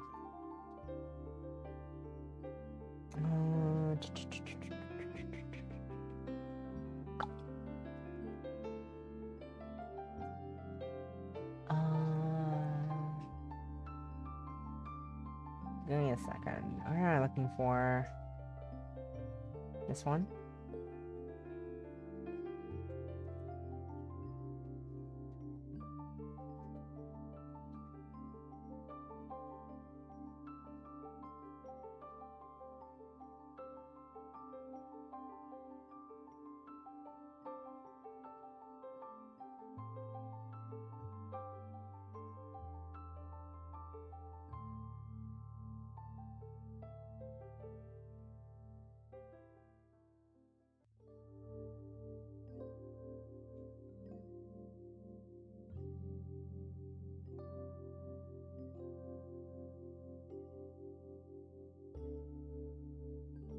Okay, cool.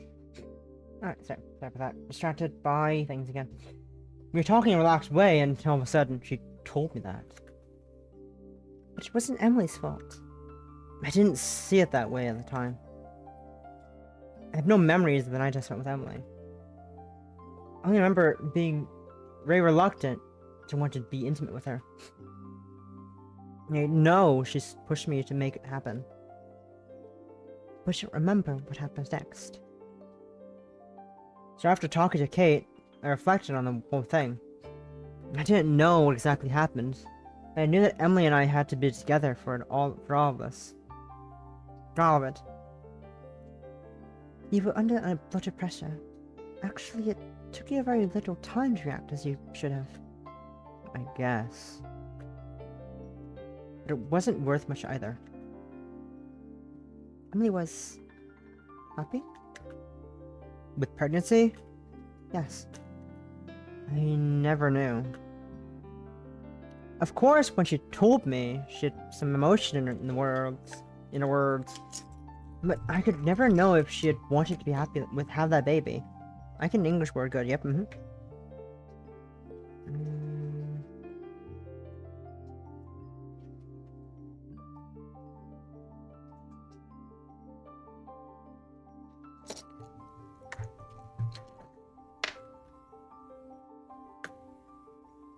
You told me before you told me this. Before you told me this. That your relationship with Kate had weakened. That she barely answered your messages. Why did you text Kate at that time?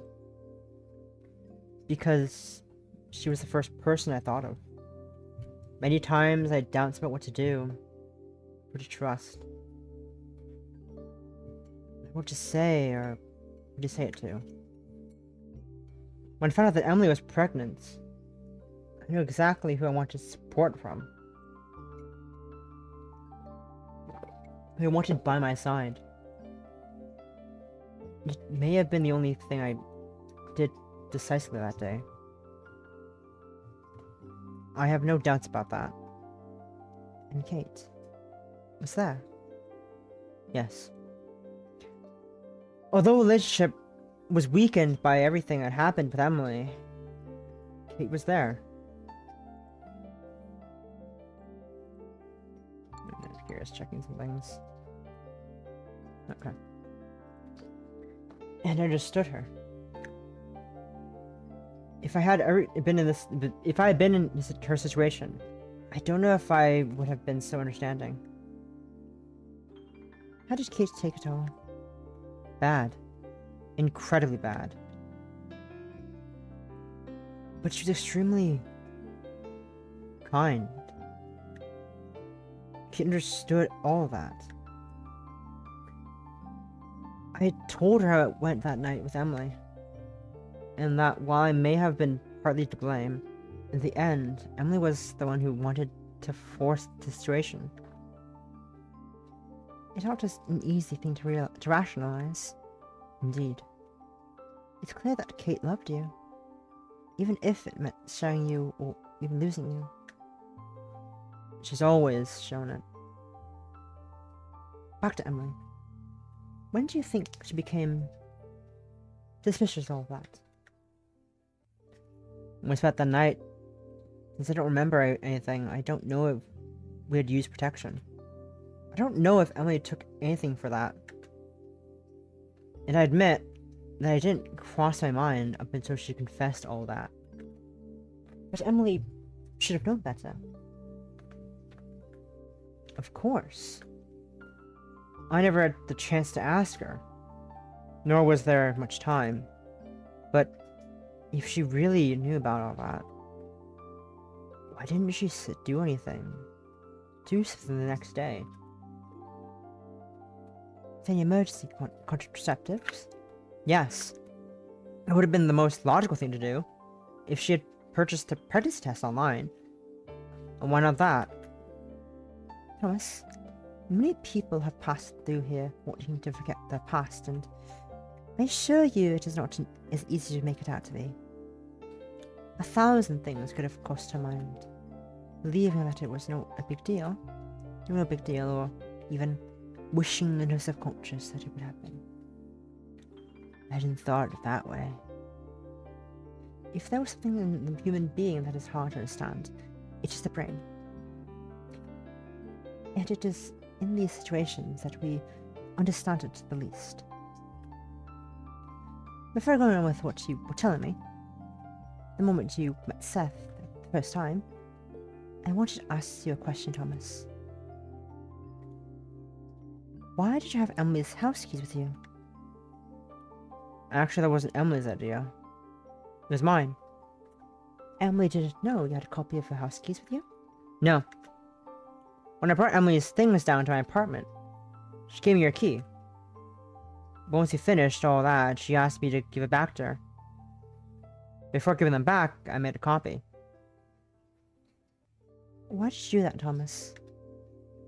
I knew Emily didn't want me to do that, but I thought it was very important.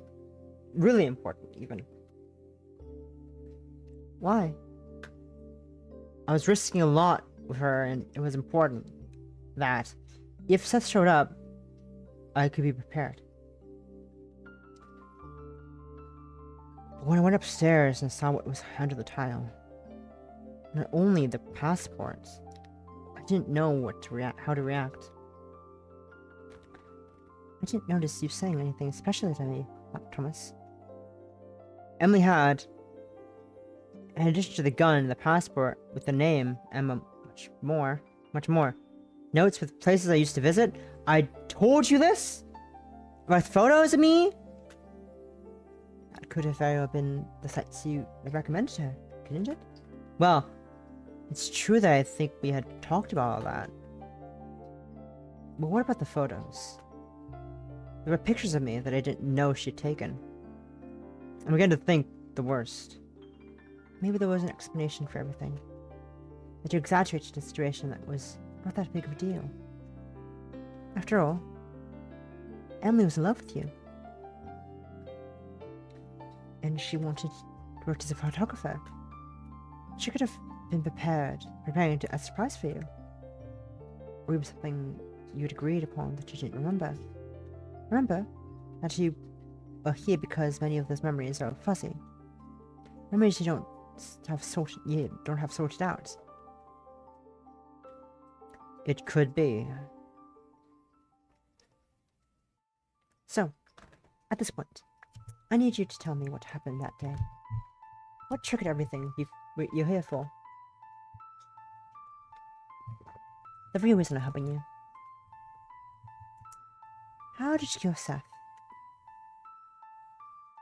I murdered a man. Chapter 6. The incident. I murdered a man. I killed a man. Wow. I didn't know I had it in me. I didn't know I had it in me to murder. Now we know. I'm a murderer. Seth and I stood for a few seconds looking at each other. Completely still. Without saying anything. Until, after a few moments, he decided to speak first. You still there? What do you want? I just told you. This is my apartment. Who do you think lives here? Does not live here. Who do you think lives here? Does not live here. Let's come close to me. Mwah. I can almost feel his breath on my face. Mwah. But I don't know why. I didn't want to hurt me. You don't know who you're helping. Get away while you can. If you don't, I guarantee that you will regret it sooner rather than later. His gaze was not that of someone who wanted to threaten me. It was his words. I felt his words as an honest advice. Even today, I found it hard to understand what happened at that time.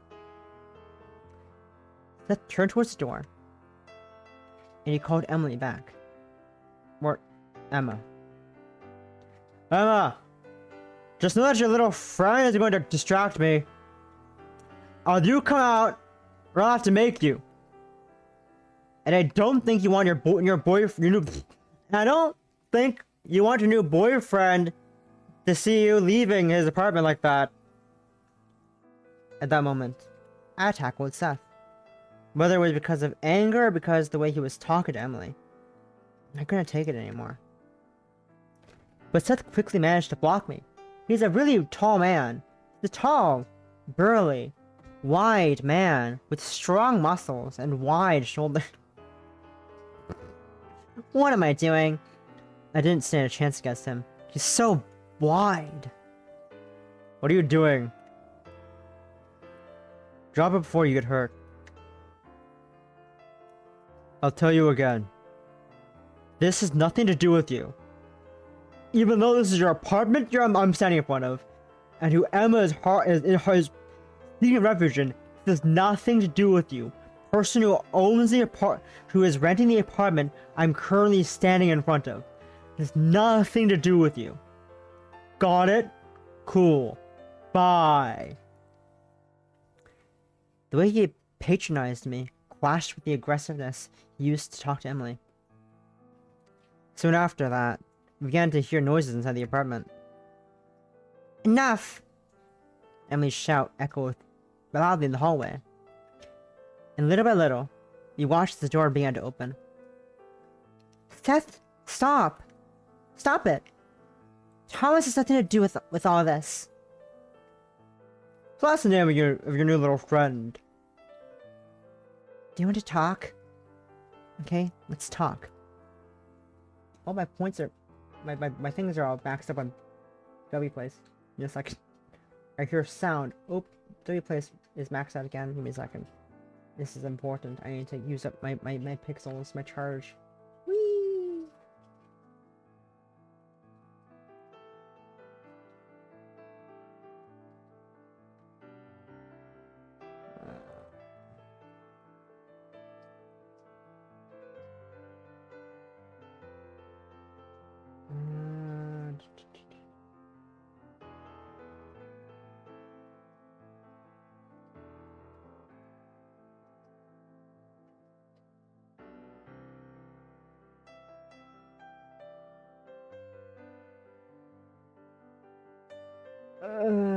Actually, no, easy use in the pixels as this.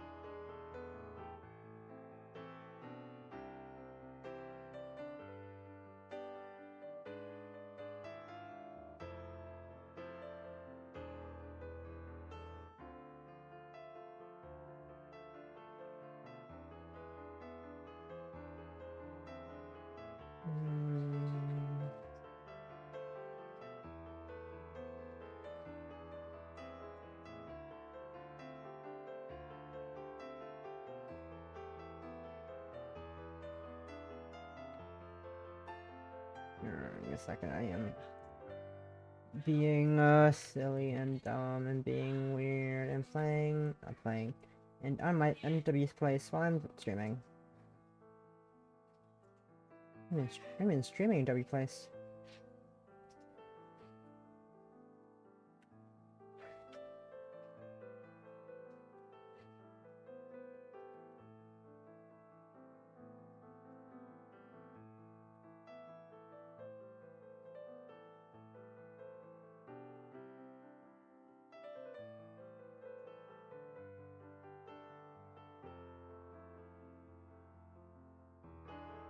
Here, now he's up all the charges. Okay, back to playing the game. Okay, let's talk. I think you leave immediately. You know, it's not as simple as that. Let's talk first. Seth came into my apartment.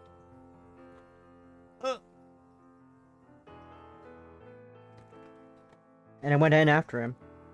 And we led him to the living room, and then, in there, they started talking.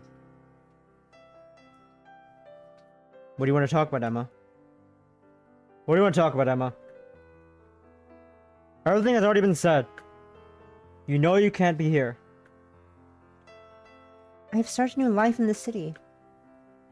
Emma's dead. Please, let me go with my life. Let me go on with my life, even. Forget about me. That's not what you said when I met you. It was all begging, asking for help, and money. I don't want your dirty money. You never cared about how dirty it was to use it. What do you want? For me to come back with you and look like a happy couple? You know perfectly well that if it were up to me, I would have let you go a long time ago. Do you think your job was something you could quit overnight? I was out of town for a while. You knew exactly why. And when I managed to return, I found that you had abandoned everything. I couldn't take it anymore. It was your decision. It was not your decision. Do you want to forget me?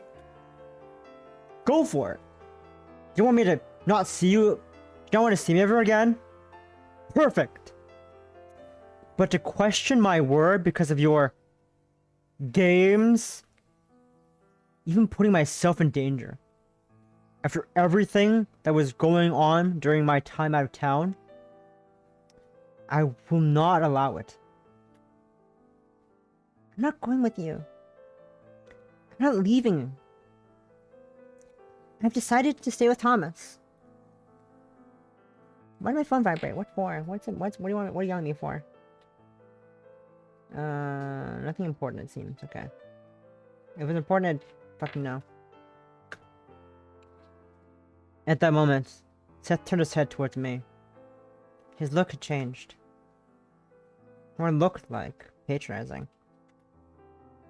To look patronizing, to look disgust I had never felt in my life. Thomas, isn't it? Yeah. I want to talk to you. Emily tried to stop him, but Seth refused. I want to talk to Thomas alone, Emma. If you want everybody to be this calm, go to the bedroom and wait until we have finished talking. Emma tried to resist, but she realized that the most logical thing to do at that point was to play along. Seth grabbed my shoulder and led me to the kitchen. He poured himself a glass of water. How did she convince you to live with you? Did she tell you she was ill? Did she seduce you enough for you to ask her? She was afraid of you. She saw you at the street a few months ago, looking for her. She didn't want to be found. And you believed her? You believed Het? I was the bad guy according to... What did you call her? Oh yes, Emily. I didn't know what to say. I was a direct witness. I knew what was going on. Seth wanted to take her agent against her will. I can't read. Seth wanted to take her against her will.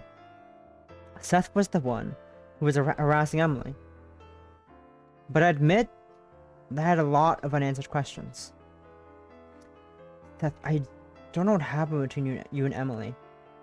And to a certain extent, I don't care. And she now wants to leave everything behind. Here.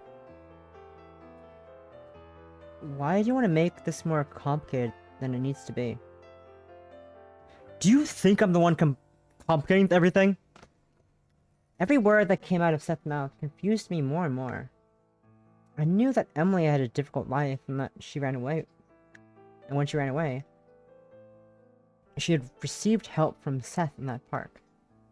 But what if everything she had told me about Seth wasn't like that?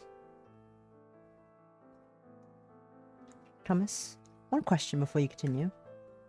Did Emily stay in the bedroom all that time? Didn't she go out to try to get Seth to leave? I admit, I am quite confused. But, yes. At that moment, Emily came out of the bedroom. What do you want, Seth? What's your agenda? Thomas has been the only one who has helped me without expecting anything in return. Nothing at all? Nothing at all? Is that right, Thomas? Seth looked at me again. Challenging. My mind was racing, looking for any word that may change his mind. However, those words never came. What do you want us to do, Seth? To leave our world, our whole lives behind just to follow your whims? I don't care about your life. What about mine? Do you think that for a couple of moments of sympathy, you already owe me? You already own me? You decided to take part of my business. You know that wasn't free. And now I can't trust you.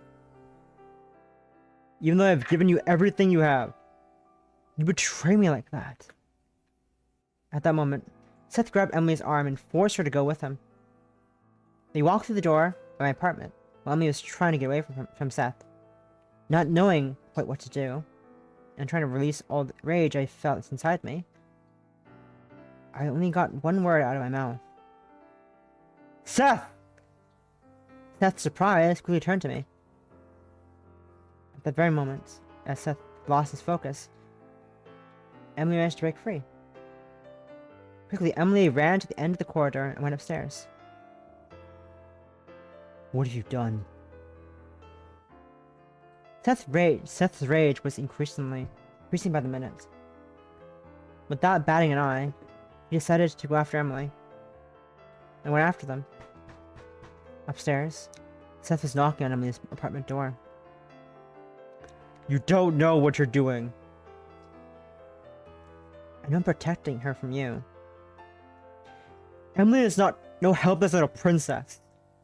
Emily knew exactly what she was getting into when she started working in my business. You're talking about it all the time. What is this important thing that Emily was doing that she can't give up? I see you don't know anything about Emma's past. What exactly did she tell you? What did she tell you about us or her job? She told me enough to know that you're not exactly an angel.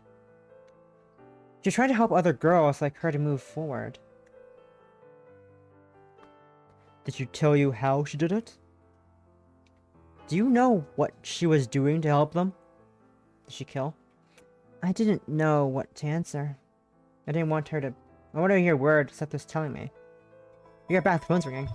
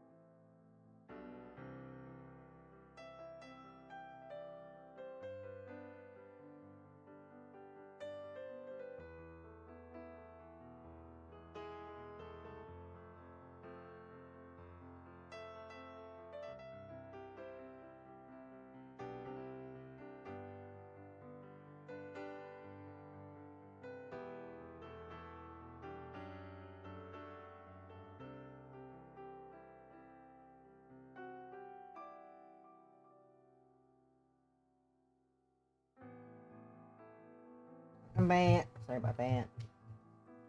Alright, put it back on, and let's get back. How could I believe him? How could I believe him?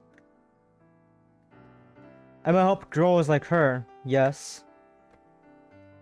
To girls who wanted to be given substances to escape from their lives. Emma, you're incredibly original, describe your job.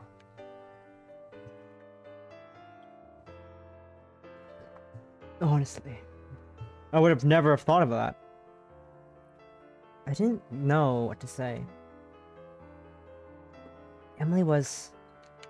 I couldn't even think of the word. Peddling drugs. Peddling drugs. And did she tell you what she did with the money from the girl she was helping last time?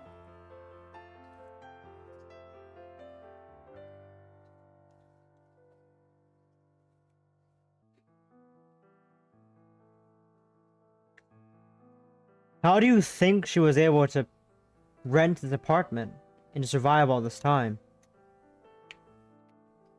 I want you to bring a two-bit drug dealer back to town. I'm here to take back what belongs to me. She's not yours, Seth. Who says she belongs to me? Do you want to tell him, Emma? Or would you prefer me to tell him? With each passing moment, every word Seth uttered, and at every silence from Emily, or Emma, it made my whole world crumble.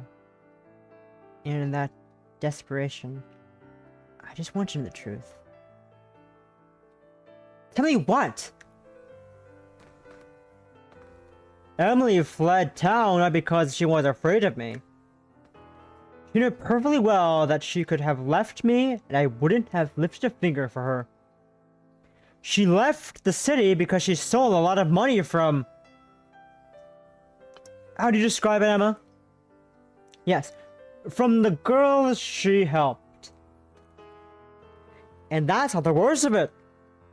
She accused me of being responsible for it all in front of my own bosses. Bosses she met through me and whom I begged to give her a job.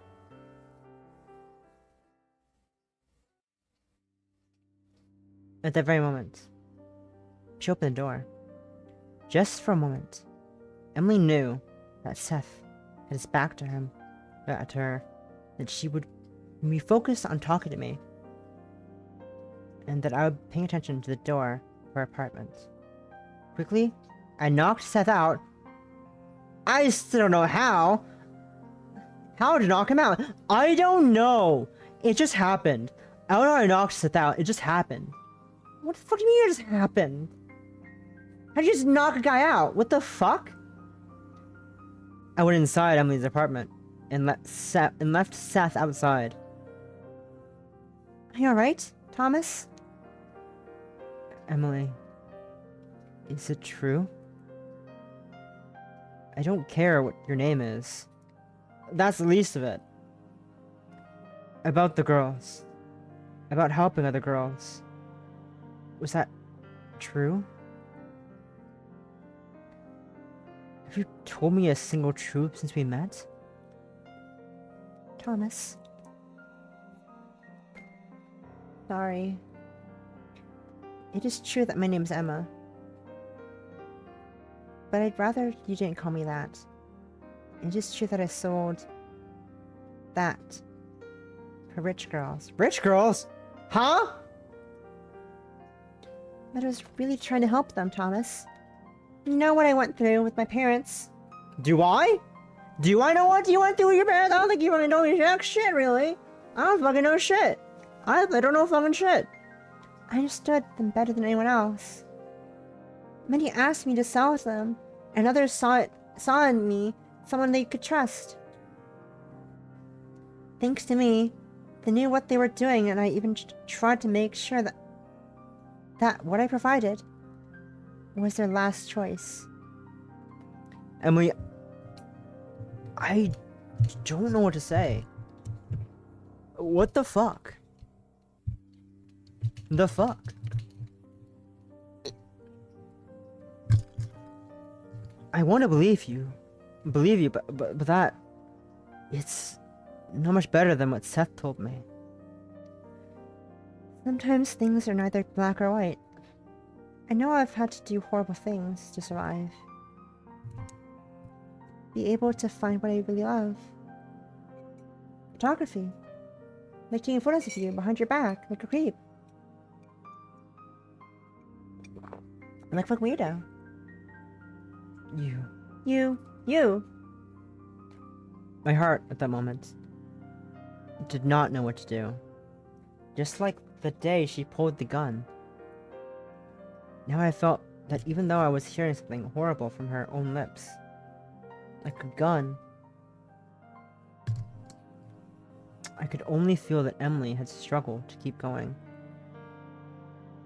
How could I judge her? What about the money? Seth told me that you had stolen a lot of money from your business. And then pinned it out on him. Those are lies, Thomas. If it were true, I would tell you, just as I have told you everything.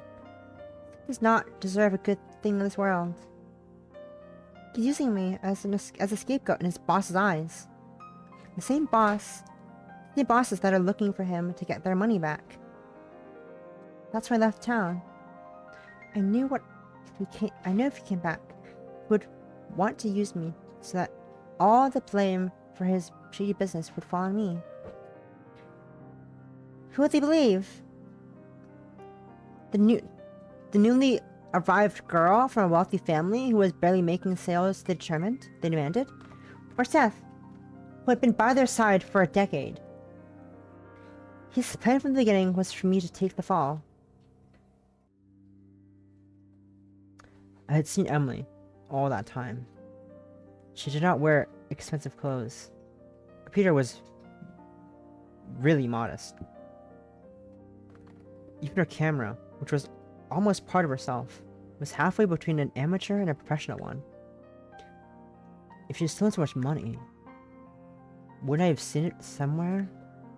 Wouldn't she have spent some of that money on herself? Thomas, as much as I love Emily, I kind of want to believe Seth. I kind of want to believe Seth. I kind of believe Seth on this one. You know, Seth seems kind of believable at this certain point in time. I don't know why, it just is a bit more... He's also on the floor, passed out. Well, that's the point. I believe Emily. I don't. I do. But I don't. Emily's look went from worried to smiling. Like that little moment of calm before the storm. What do we do now? I have a plan.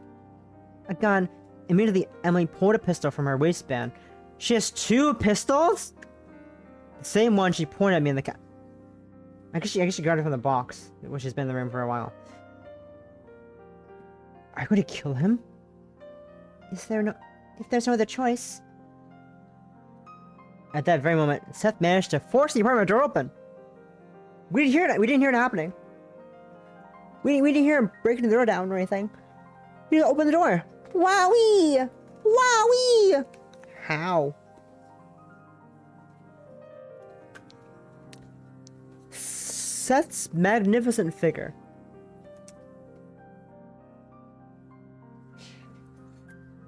Pushing himself in the center of Emily's living room. You have one last chance, Emma.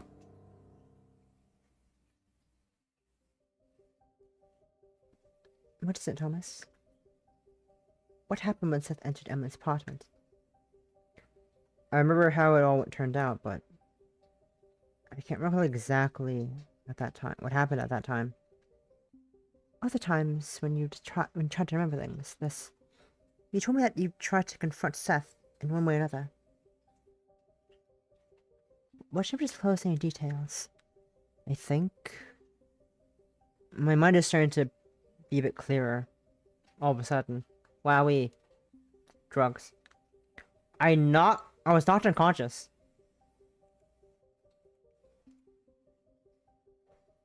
Concussion? I want to sit between Emily and Seth.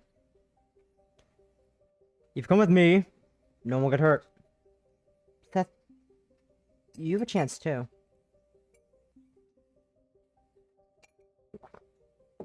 You know Emily wasn't the one who took the money. Oh! I see you're already aware of that little princess's version. So, who was it?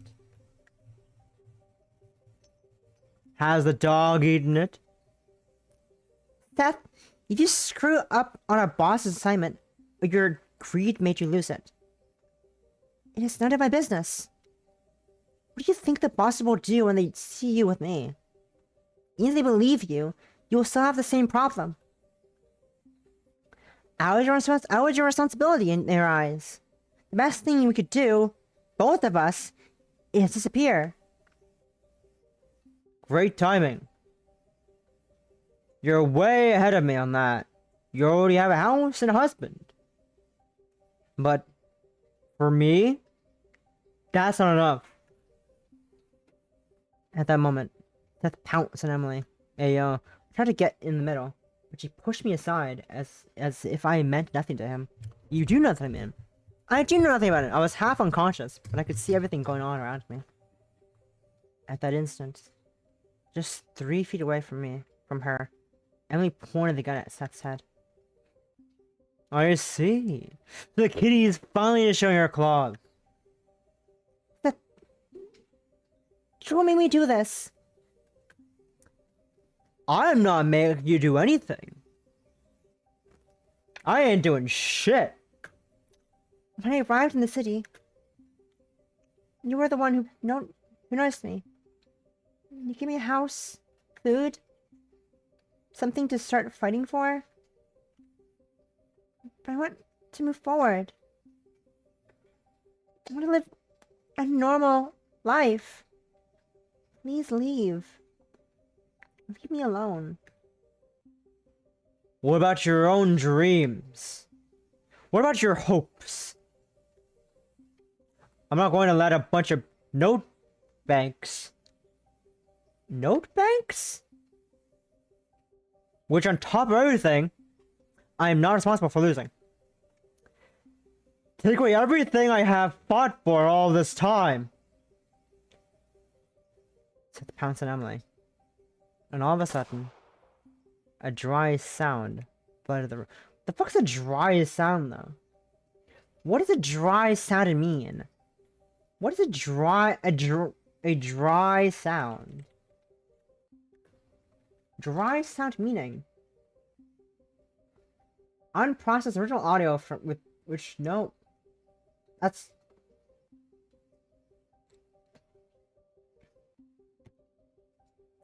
that. This is not like audio mixing shit. I don't think we're talking about that. I mean, technically speaking, a gunshot, hearing a gunshot is a dry sound. Technically speaking. But also, I don't think that's what they're talking about. I don't think that's the phrase or the terminology that they're trying to exactly use.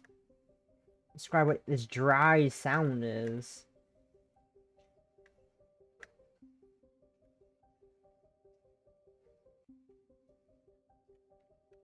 Give me a second.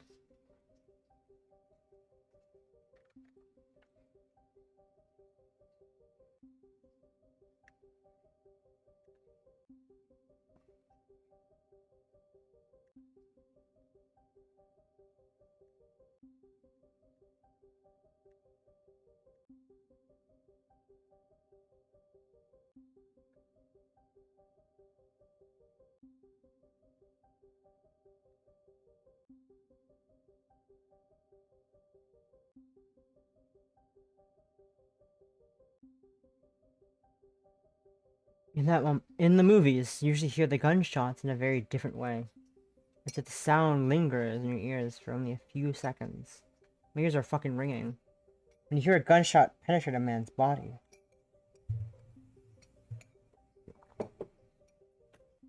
Sound is very different. Even to this day, I can still hear that hissing sound after the silence of the impact. Emily? I had to do it, Thomas. Shock! You remember this for the for the rest of your life. Seth's body laying on the ground, lifeless. Blood was spreading across his chest. Emily remained motionless. She continued wielding the weapon that had ended Seth's life. So I didn't kill Seth. I'm innocent. Yay! I'm innocent.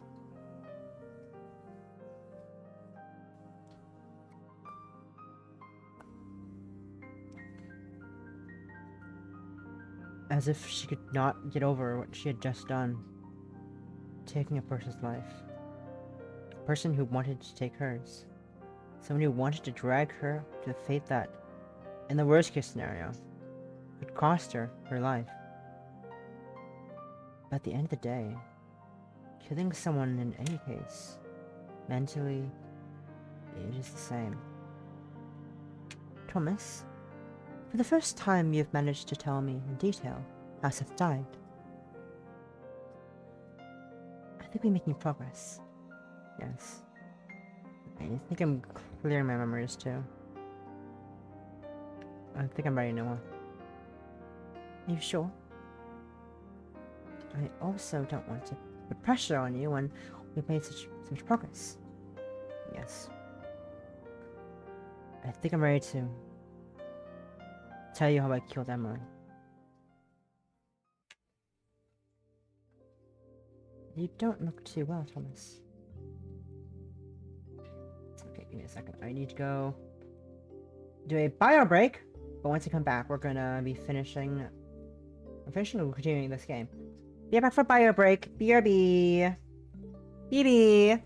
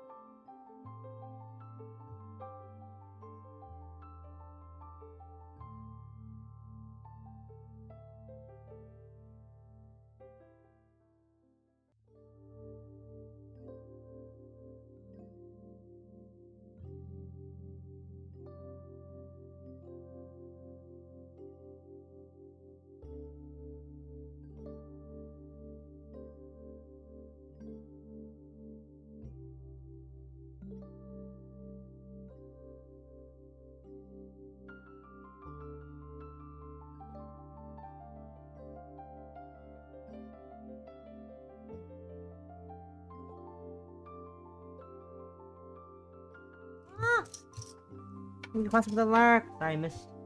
Walked away. Thank you for the. Oh, I need water. I get water. Actually, get back to the water. Just first. And I'll get the water in a minute. Thank you for the alert. You're back again. Whoopsies.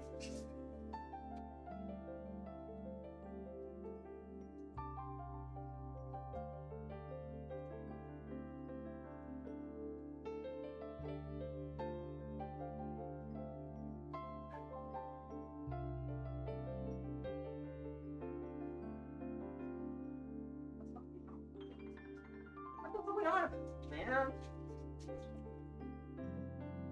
Fucking wild, anyways. Think of it as hydrate possum who's lurking. Look at lurk. Where is my headphones? Over there. Okay, I see him. Boop. And it's on, and we're back. Okay. You don't look too well, Thomas. Do you want to stop for a while? Yes, that would be great. Oh, that's corpse on the floor, on the ground. I'll never forget that. The smell of gunpowder still lingering in the air. Your back screen still on the whoopsies. Your back thing's on the screen still. Whoopsies. Blood flowing from the wound. Luckily, I never had to live with that, Thomas. Many people have been through this practice looking for a way to forget similar situations. To bear him forward. I'm not going to lie. These are not easy memories for someone to assimilate. And I knew that what he deserved. And I knew that he deserved it too. I knew that as long as he lived, he'd be Emily's downfall. But deep down, I feel I had to save him somehow. You thinking like that? As horrible as Seth was, just means that you're human. Yes, I know, but if you thought otherwise, it would be a clear symptom of psychopathy. So, I wouldn't read too much into that, Thomas. Of course you don't want him to die. Nor for him to be murdered. But because your instinct for human preservation prevailed over any psychological disorder, you're right. If I keep looking for more answers, I'll end up going crazy. And even more so, when the reason is more than clear. Besides, everything you've been telling me now, there are things I don't quite understand. The first is, why, when you saw Seth, didn't you call the police? I really don't know. It's true that after spending the morning with Kate, my cell phone had run out of battery. At the moment, I checked my cell phone just before. And maybe afterwards, I ran out of power. That's why I hadn't checked the camera remotely either. That makes sense that you didn't look at the cameras from your cell phone before entering Emily's apartment. But what happened, Thomas? It is true that there is something that prevented me from telling you why I didn't call the police. As if I was justifying something I could have avoided. As if it wasn't exactly like that. Maybe you're still thinking about how you could have prevented Seth's death. I guess. I don't know. But I think what really kept me from calling the police was that I didn't think it was necessary. Your cell ran out of battery, Thomas. How are we going to do it anyway? Well, that's true. But although it's just a vague memory, I think the real reason that I didn't feel it was necessary to call. Maybe you thought you could control the situation? That you could convince Seth. I guess so. Although looking back, it may have been somewhat absurd. The truth is that, although you didn't manage to convince him, you and Seth were talking quite a bit. More than I had imagined when I started learning about your case. At first, Seth was quite elusive, but as time went on, let's just say he was very interested in talking to me. Did you believe everything he told you about Emily? Actually, I guess deep down I knew it. What do you mean? Emily had told me that she had gotten her job because of Seth. That's why the second time we met, I insisted that she had to give it all up. Because no matter how much she denied it, it was clear that she was involved in something dirty. Did you know that Emily had been lying all that time? What else could she do? Tell me he was selling illegal substances to girls in upper-class neighborhoods? I guess she told me as much truth as she could tell me,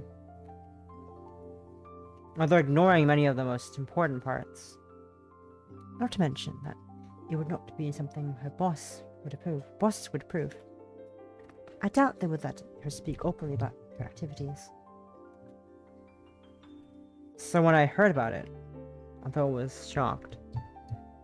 I didn't even begin to doubt everything she told me. I didn't want to blame her for all that happened. Well, either. It was not fair.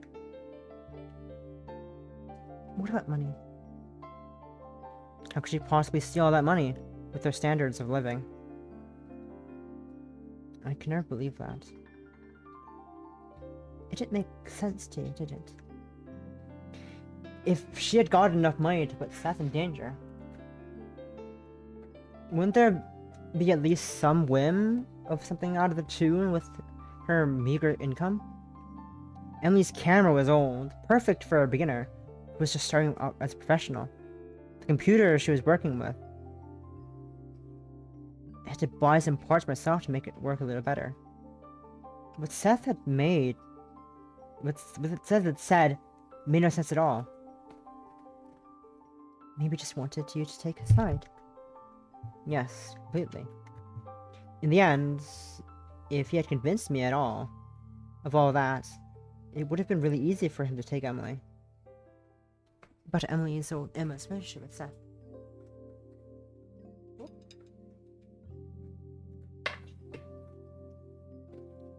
Seth repeated quite a few times that he didn't care about Emily. And what do you think of it all?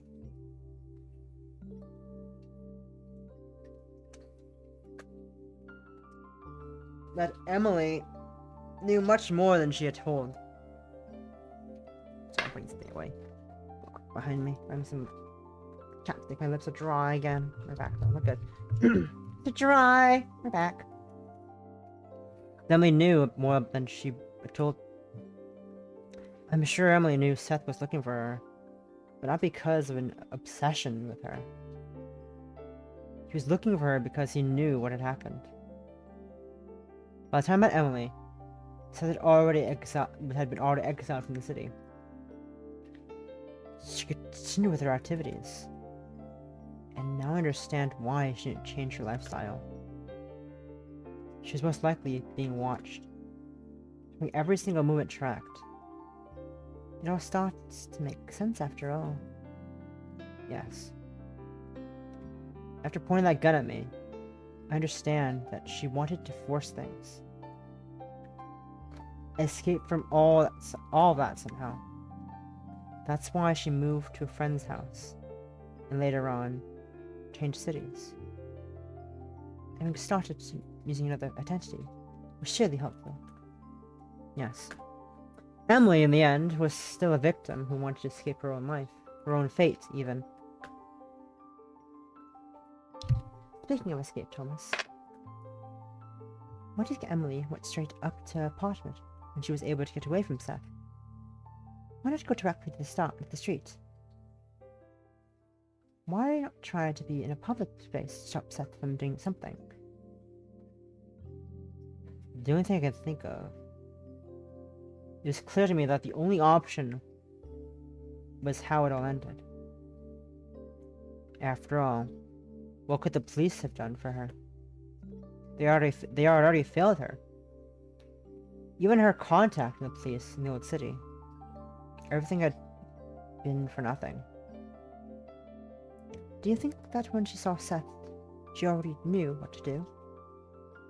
I think it was already clear to me when I met Emily in that coffee shop. I don't say that you're surprised, Thomas. You're too surprised, Thomas. It's the only thing that makes sense to me right now. If she had run away and escaped to another city, she would have eventually ended up the same way. Living in fear. It is not something I wish for anyone. Oh damn it! You're back.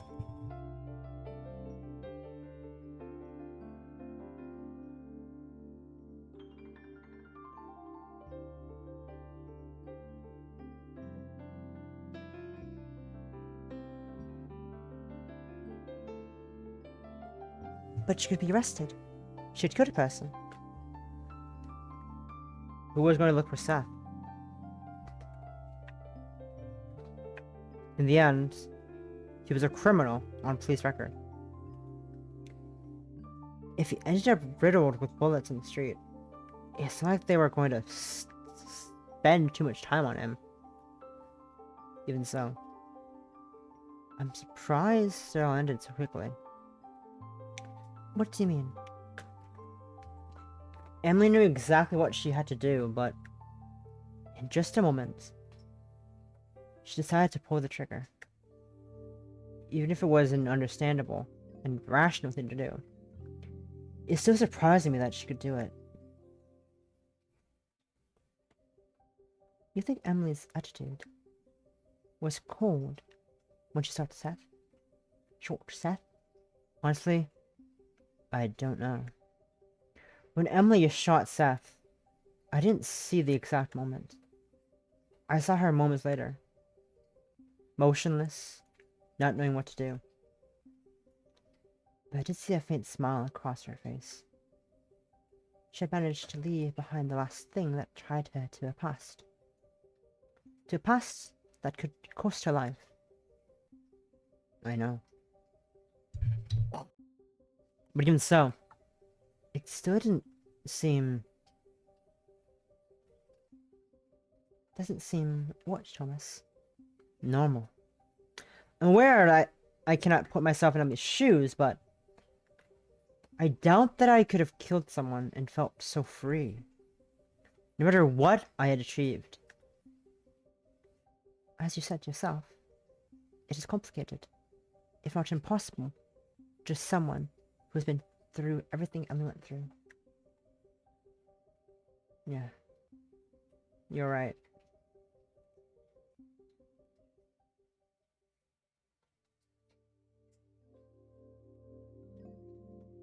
Let's continue, if you like, where we left off. Since this is the last moment, we have to go over everything that happened. Tell me how it finally... Well, Seth's death. According to what you told me at the beginning, you were responsible for Emily's death. Chapter 7. The accident. Emily couldn't stop staring at Seth's corpse. I was so paralyzed because of him. Because of the hit. But little by little, I was starting to recover. I got up and got close to Emily. Emily? Are you okay? As if waking up from a dream, Emily blinked fast and looked at me. Yes? It's all over, Emily. So it seems. Would you like to sit down for a moment? Emily looked back at me, disoriented.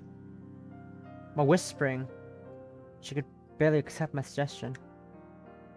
Yes. We moved to the couch and calmly began to talk. Do you want to talk? No. Don't worry, Thomas. The gun was still in her hands, clinging to it, as if she was fused with the with it the moment she had pulled the trigger. Do you want to put the gun down? Do you want to put the gun away? Yes, I'm sorry. I didn't remember that I still had it. Emily left the gun on the table next to the couch, and without warning, got back to reality from the shock. Thomas? We have to think about what we are going to do. You were supposed to have heard the shot. It won't be long until the police arrives. I guess we should also call and tell the truth. Emily was blank, as if I had said something forbidden. As if I was condemning her. We're not going to do that, Thomas. We have to get rid of the body. I confess that even now, I find it very hard to believe what happened. As if it was a film instead of my own life. What are you talking about, Emily? What do you mean? Do you want us to hide everything and pretend nothing happened? Yes. This already destroyed my life once. Emma's life. Why should I let him destroy Emily's life now? I have an honest job, an apartment, phone and blood right now. A life detached from the past I don't want to remember. I have you. I don't want my world turned upside down. But hadn't you talked to the police? They knew this could happen. Actually, Thomas, the person I was talking to was not really a police officer. I sit down at that time. Each passing moment of that day was a moment I wanted to forget forever. Have you been lying to me when you said you were talking to police? Not exactly. Since Seth left, I've been talking to one of my contacts at police headquarters. A contact from my old job. I see. He's a policeman. I told him about my situation. He was the one who updated me on what was going on with Seth. Because of his relationship with my former bosses, he was the one who told me that if he knew anything, he would let me know.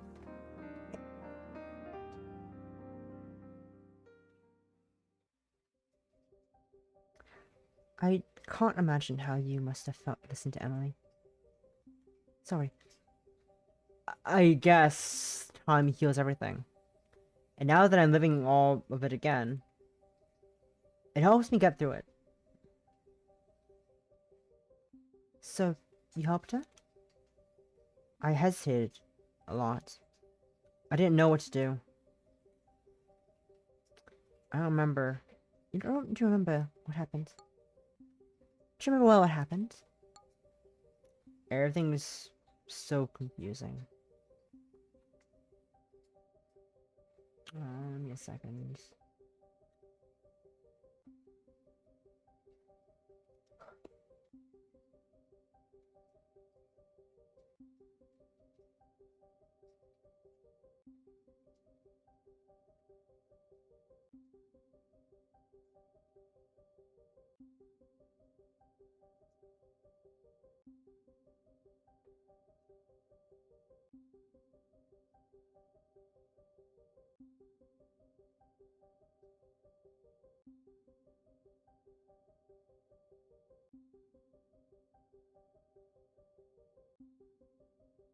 Give me a second. The fuck is this setting?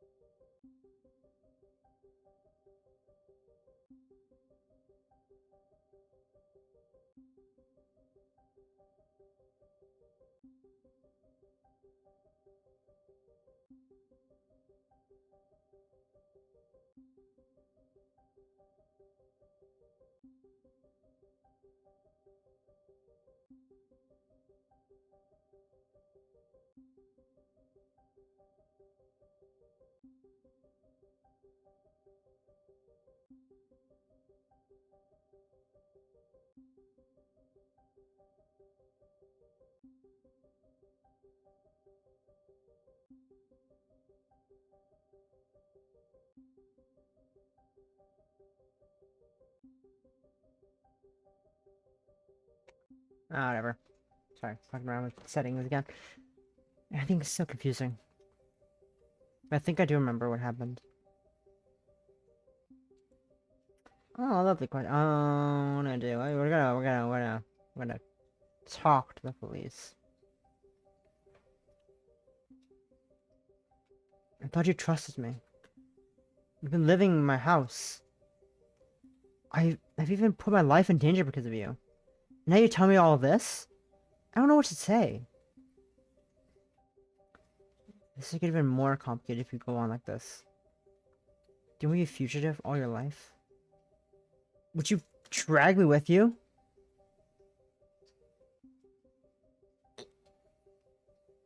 Thomas, you don't know what I've been through. What I've been through.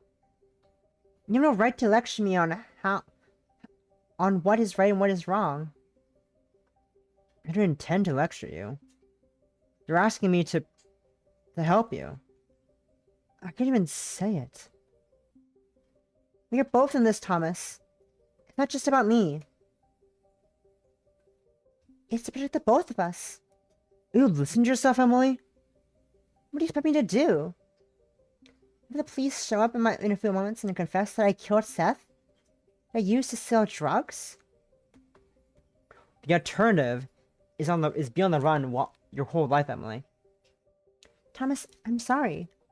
I know it's not fair to involve you in all this. What are you gonna do? I can't let all this destroy me. I have to go, Thomas. When the police come, tell them what happened. The gun doesn't have my fingerprints on it. It doesn't have your fingerprint on it. You don't have any gunpowder residue. Tell them what you know. I'll be long gone. You sure this is what you want? I think so.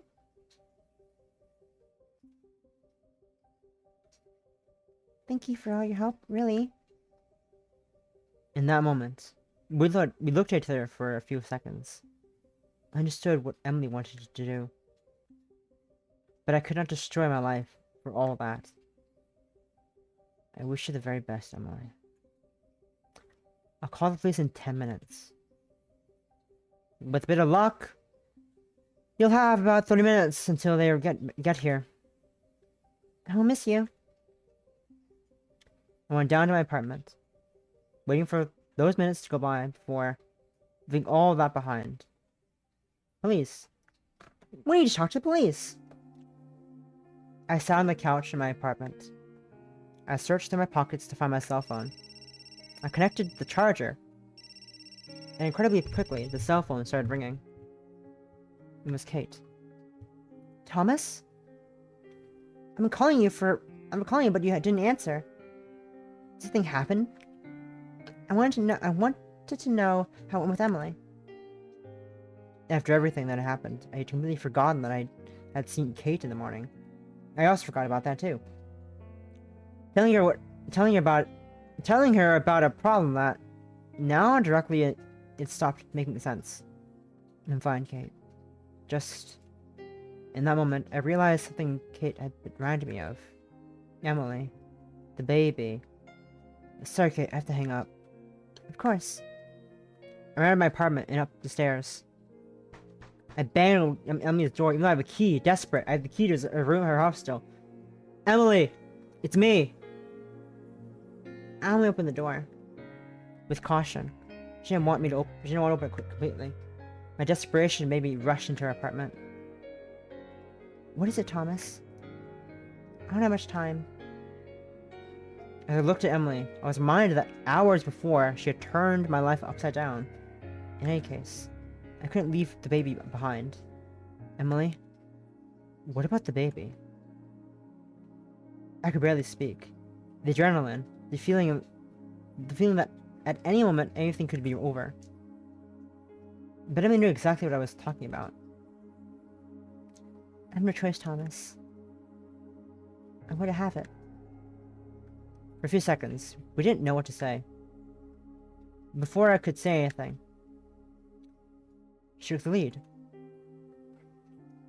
What do you want me to do? Have it in jail? Please. I don't have much time left. You could hide. Tell me where you'll be. To be able to meet him or her. Help in everything. Unless you give up your life, you know it will be dangerous. You become my accomplice, a fugitive. And we both know that. You don't want that. Let alone knowing how you feel about Kate. I want to be part of the baby's life, Emily. So, I have to give up mine? My freedom? Not because of him? Emily pointed at Seth's lifeless body still on the fucking floor. Our eyes met for a brief moment. And just like that, I knew there was nothing I could do. In that moment, I don't know what came over me. I started yelling at her. Emily! I will not allow you to drag my child into a life like yours. I don't care about how much you have suffered. This goes beyond what's beyond between you and Seth. This is about a new life, which does not deserve your past. Or your mistakes. Emily's gaze was changing. With each moment I yelled at her. Her contempt, little by little, turned into rage. And finally,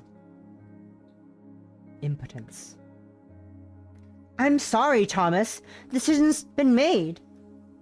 Emily's grabbed her backpack, which she was packing, and ran out the stairs. I started running after her.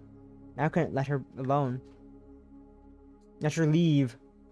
She left the block of buildings, and as she was crossing the road, I grabbed her arm in the middle of the roadway. Ah! It was only an instant. That instant was enough so that finally, she was hit by a car. It was not my intention.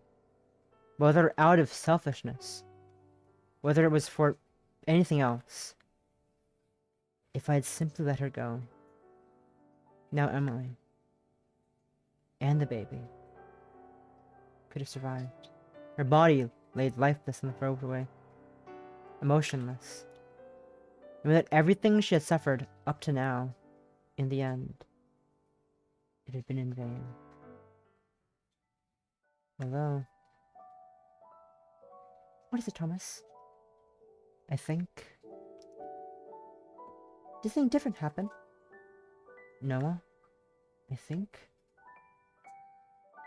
Oh, you're right, Thomas. Do you want to rest? I'm not okay, but... I think I'm starting to remember everything now. It was not Emily who suffered the accident. The person who suffered the accident, it was me. Is it true, Noah? Please. Am I going crazy? It wasn't over, Noah. You're right, Thomas. You suffered the accident. Remember, I have a headache. What were you doing to me, Noah? Why do I remember all of that? Why was I justifying everything Emily did to me? Thomas, you're the one who chose to forget everything. Little by little, I began to remember everything. Why I was there, and at that moment I realized it had not gone as I had planned. It's true, I met Emily, but it hadn't been the way I'd telling Noah. I met Emily at a coffee shop, although it wasn't as serendipitous as I had first imagined. Although her absent-mindedness ensuring me the gun she carried in her purse alarmed me, I did not ask to work remotely with Emily. In those days, I was already looking for a way to move close to Kate. Something that, in our very first conversation, I had told her. Months later, I ran into her buying a book at Brad Sanders' bookstore. Brad Sanders' book, a new coincidence. Although on that day, I met the real Emily, an Emily I had tried to convince that I wanted nothing to do with. An Emily who ended up shooting me in a nearby alley in a fit of rage. That's how I met James, the police officer who was handling my case. Weeks earlier, a small-time dealer had been found in a nightclub riddled with bullets. Ballistic confirms that both the shots fired by the dealer and the one I had received were shot from the same weapon. The dealer's name was Seth. I was told that they knew who was responsible, a certain Emma, but it would be difficult to arrest her if I did not cooperate with them. Emma had become obsessed with me, just as she had previously become obsessed with Seth. They discovered pictures of me all over the place in her old apartment. Her computer had documents with the places where I ate and the places I had used to frequent. Emily, or Emma, knew everything about me. She had become obsessed with me. The worst part is that I didn't know why. I finally refused the police officer's proposal. I wanted to forget the whole thing. Besides, I was about to move in with my girlfriend, with Kate. But everything changed when I discovered Emily in the apartment above mine in the new city. As I found out later, she'd been boycotting the apartments Kate and William were going to see. Boycotting? That's a wrong word. But sure, forcing them to finally end up renting the ones. She had planned earlier. Oh, that's okay, never mind. That's right then. Boycotting's right then, I guess. Never mind. When I first saw her, I didn't know what to do. I went down to my apartment, looking at William, and quickly called Officer James, the one who had handled the whole case. He convinced me that they could not arrest her yet. They didn't have enough evidence to accuse her of anything she had done. I ended up cooperating and approaching her. She was obsessed with me. And they just needed me to gain her trust. That way, I could get into her apartment and find the evidence I needed. But all that took a toll on us. Me and Kate. During the move, on the police officer's device, I invited Emily to dinner. What we didn't imagine was that she had slipped sleeping pills into our drinks. And so, finally, to make me believe that I had spent the night with her. Although, thanks to the fact that I left my cell phone recorder on all the night in my room, we found out that it was a lie. Even so, my relationship with Kate gradually worsened. And the day I told her that Emily had told me that she was pregnant, it was not easy for Kate. The police had tapped all of Emily's communications. Before Emily had said anything to me, we already knew that she had brought a positive predictor on shady internet forums. But even though it wasn't true, that ended up pushing Kate and me farther and farther apart. Finally, I had a chance to get into Emily's house, as I knew she kept a key in the hallway in case she lost hers. I went inside and found a box where she kept all the evidence. And most importantly, the gun that linked her to Seth's death, and the gunshot that I had received. I called James quickly. In less than a half an hour, James arrived at Emily's apartment. He told me not to go up to Emily's apartment for any reason. If she had a gun, I felt cornered. We knew she would not hesitate to use it. When James arrived, everything went wrong. Emily killed them at point-blank range. When I heard the gunshot, I rushed up to the apartment, disobeying James' order. I saw Emily with the gun in her hands and James's lifeless body on the ground. I tried to reason with Emily, but after a few seconds, Emily apologized to me and started to raise the gun to shoot me. I quickly ran down. Emily's bullet whistled around me. But fate is cruel. And while crossing the road, I saw Emily. I knew everything was lost. I begged her not to shoot. But finally, a car with a distracted driver ended up running me over. And that's when I had the accident that left me bedridden. With the only possibility of being able to move the eyes. Noah, as you may have already noticed, the treatment was not working. Do you want to wake up? Yes. I need to rest for a while. My muscles gradually went numb, and I could barely move my eyes. The only thing I could feel was Kate next to me. Thomas, don't worry. Don't try to talk. Remember that you are not in the simulation with Noah now. I know it didn't go the way you thought it would, but don't worry. We'll try again tomorrow. I love you, Thomas. What the fuck? And what the fuck? The truth. What the fuck? So, every single moment of life is important to us. An imprint whose memory leaves an incredible mark.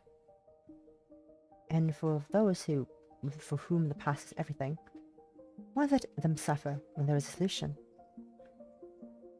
ReMind is a technology company that proposes something very simple.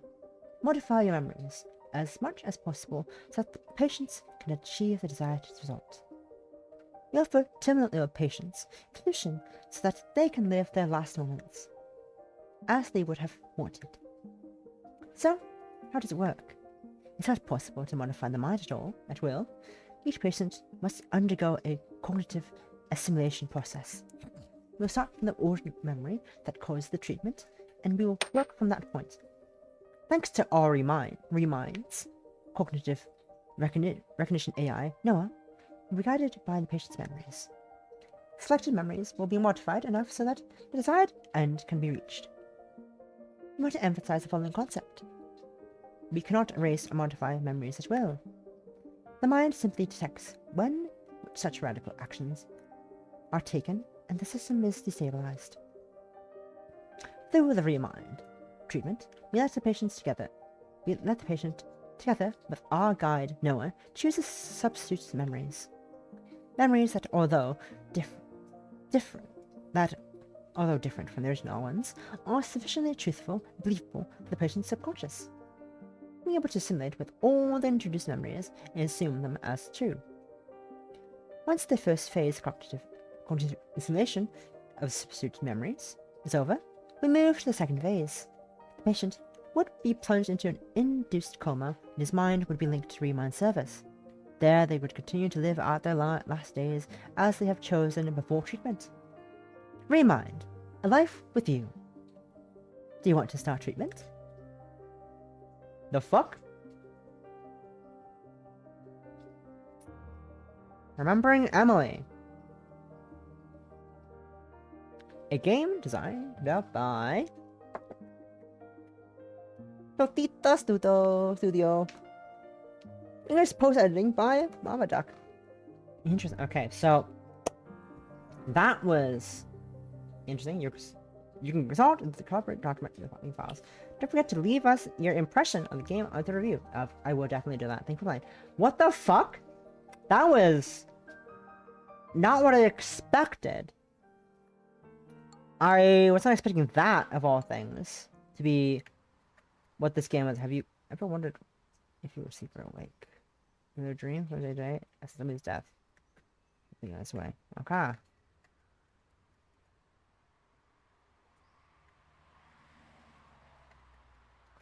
No skip option. I can't skip dialogue. Okay, so I can't do what I was going to try. What I wanted to do is just skip through anything I did before. Because there are two endings in this game. there are two endings of this game, and I got the truth. Apparently, I managed to get the truth ending. Wild. So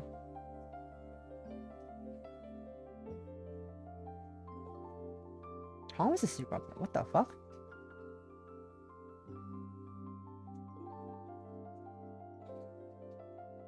Interesting. So I wanna know. I'm curious as to what the other ending is, but getting it to me take a while. I have to play through everything again, apparently. You can make fucking. You actually can't. You can't hear it. I'm just spamming the fucking spacebar right now.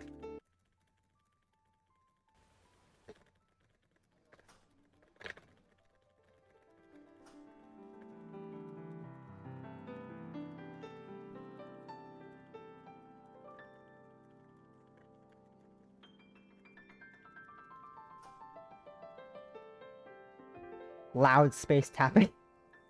Loud hitting the spacebar. Fucking clean this out. That's interesting though. So I kind of had a feeling that Emily was kind of stalking Thomas to begin with.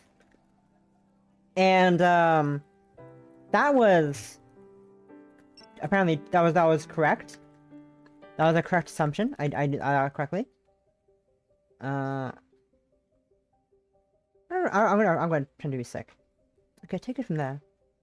I finally decided to answer, and I could assure you that I was not willing to miss the chance to spend more time with Emily. Hello? Yes, I'm sorry. I feel terrible. I think I have a temperature.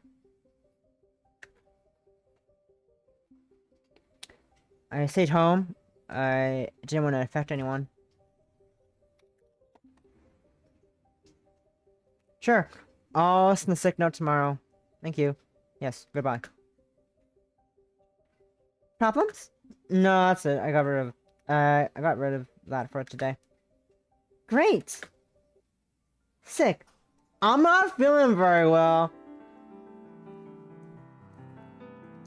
That's interesting though. That's interesting. But I was not expecting this all to be a simulation. Like, it reminds me of To the Moon. It was the Sigmund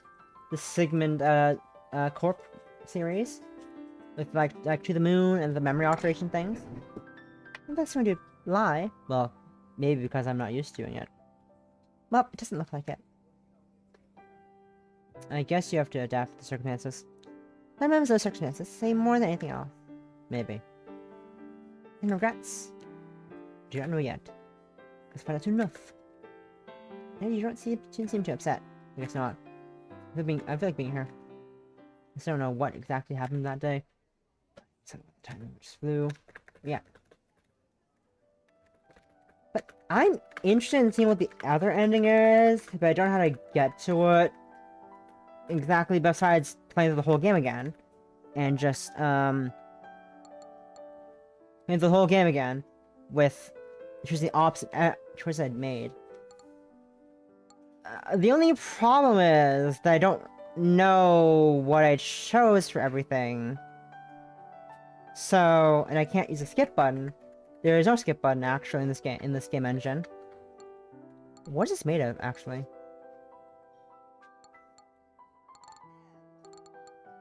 I don't know what's this game engine made on? What engine is this game made on, I wonder?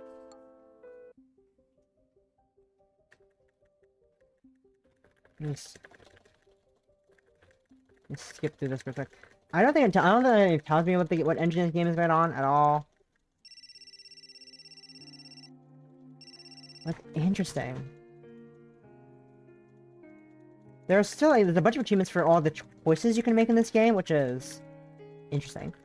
Wild to think about. There's a bunch of achievements everywhere for every single choice you can make, and that's a lot of choices. Get through the whole game again. I have 9 of 16. And so that's fun.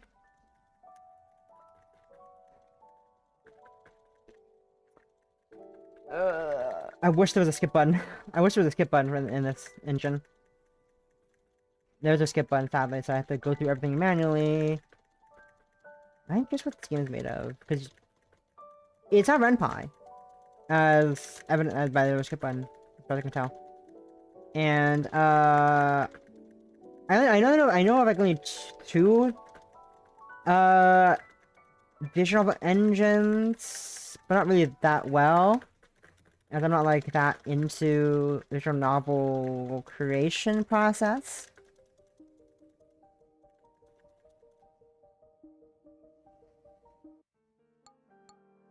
I should test me in the fucking files. It says I can look in the files for something. I can look at the files for credits and shit. Copyright. Oh, music. Giant music. This is cool. Cool. Okay, so that's just the music. That's just the music. Okay. That's just the music files. But no, maybe just made in RunPy. That's a Python file.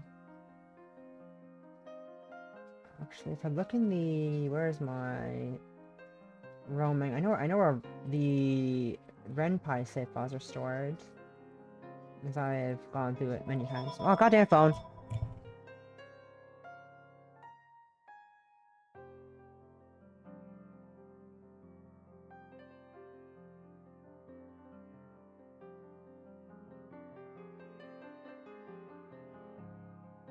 Oh, a RenPy folder.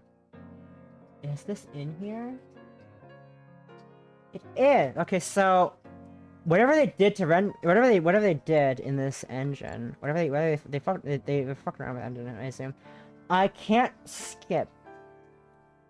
Also, RedPie is a bunch of different settings, so it's not that odd. A drawing that there is no doesn't have everything that other RedPie games I played have. I am interested in what the other ending is, but I don't think we have time to do it unless we just skip through all the dialogue and just not read everything that's interesting. I am interested. I want to try to get the other ending. I but I don't know how to. I wish I could skip. I wish skipping was a thing. I could just skip to like, any red dialogue, cause that'd be a lot easier than this. What I'm doing is just spamming the buttons. Cause there are 1, 2, 3, 4, 5. There's 1, 2, 3, 4, 5, 6, 7 choices to go through. 1 per chapter, basically. But it's a lot to go through. And I wish I could skip through the text I've read before. Because I don't know what I have.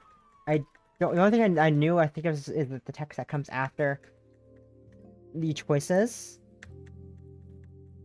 And I'm pretty sure more things would be different than that. And I just want to see the new things. But there's no way of going to that because there's no skip function anywhere. I really wish there was a skip function in this game.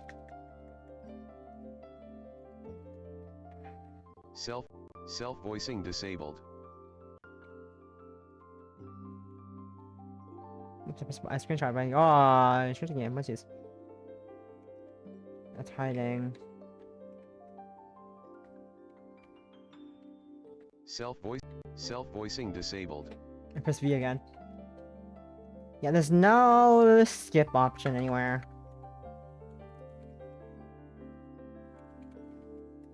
Oh well. Wait, so what's skip function in this game though? That's the one thing I wish there was for this. It was interesting. Was I expecting that plot twist? I guess the 2 plot twists. One was very obvious, which was the stalking that Emily was stalking us. That was obvious. But I wasn't expecting the whole this is all a simulation turn of events to happen.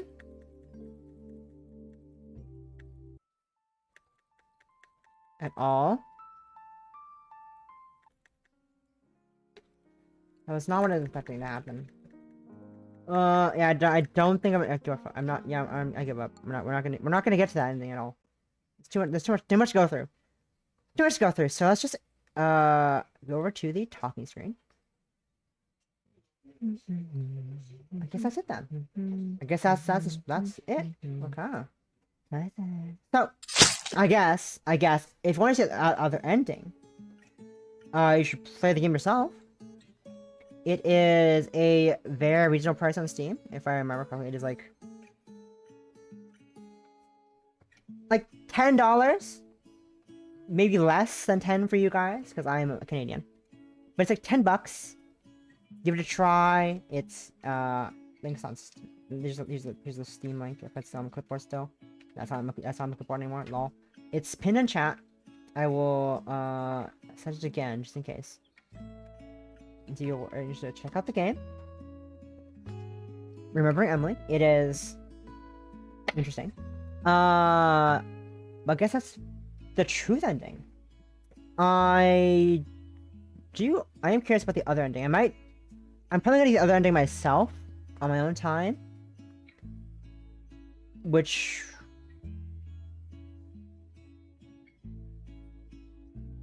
is, you know, my own thing. I don't have time to go through the other ending.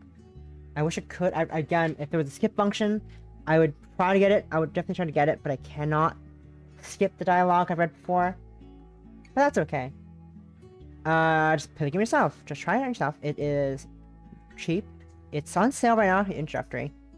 It's really interesting. There's a few spelling errors here and there, but that's because English is not the devs' first language. I'm assuming their first language is like Spanish or Mexican. I don't know. Not English is the answer. Not English is their first language. But what the fuck is this? Face cam. Was even a face cam stream? The fuck? Maybe you're back in my face cam stream. My friend's doing a face cam stream? What the fuck? There'll be here. Lol. What the fuck? Whoa. Oh, workout. Anyways. I think friends did a raid, but that was interesting. Again, I wasn't expecting that twist to happen at all, but I was thoroughly intrigued and thoroughly invested in the story. I guess, like I said, I could easily guess the stalking plot twist, but I was not expecting the simulation plot twist at all. But I'm trying to visit a raid as well. When we're yapping, but that was fun. Again, check it out. Check the game out. I don't know what I'm yapping about anymore. But I guess that's it for each day. As I look for someone on a raid as well. Look for raid targets. I'm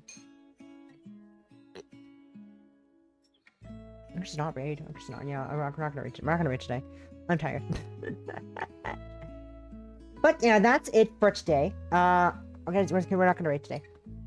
Next stream will be not tomorrow. I'm gonna take Saturday off. I'll stream on Saturday just to relax. I work on Saturday, and then I have things to do on Saturday evening, and I just wanna not multitask. I guess on Saturday. I know, crazy. Suits me not multitasking. Insane. Who would have thought? Not me. But I'm just gonna relax. No stream tomorrow.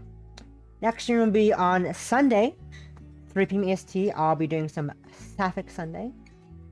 I think maybe we're gonna finishing Her Love Like Poison. I'm not sure. It feels like we're really close to the end of the game. I could be wrong.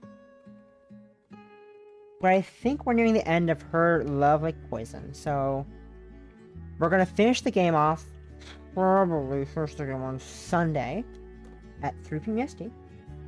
But until then, until Sunday again, tomorrow no stream, Sunday stream, 3 p.m. EST afternoon. Have a lovely day, whatever. I'm gonna go have a shower, have dinner, relax a bit before working tomorrow. Until then.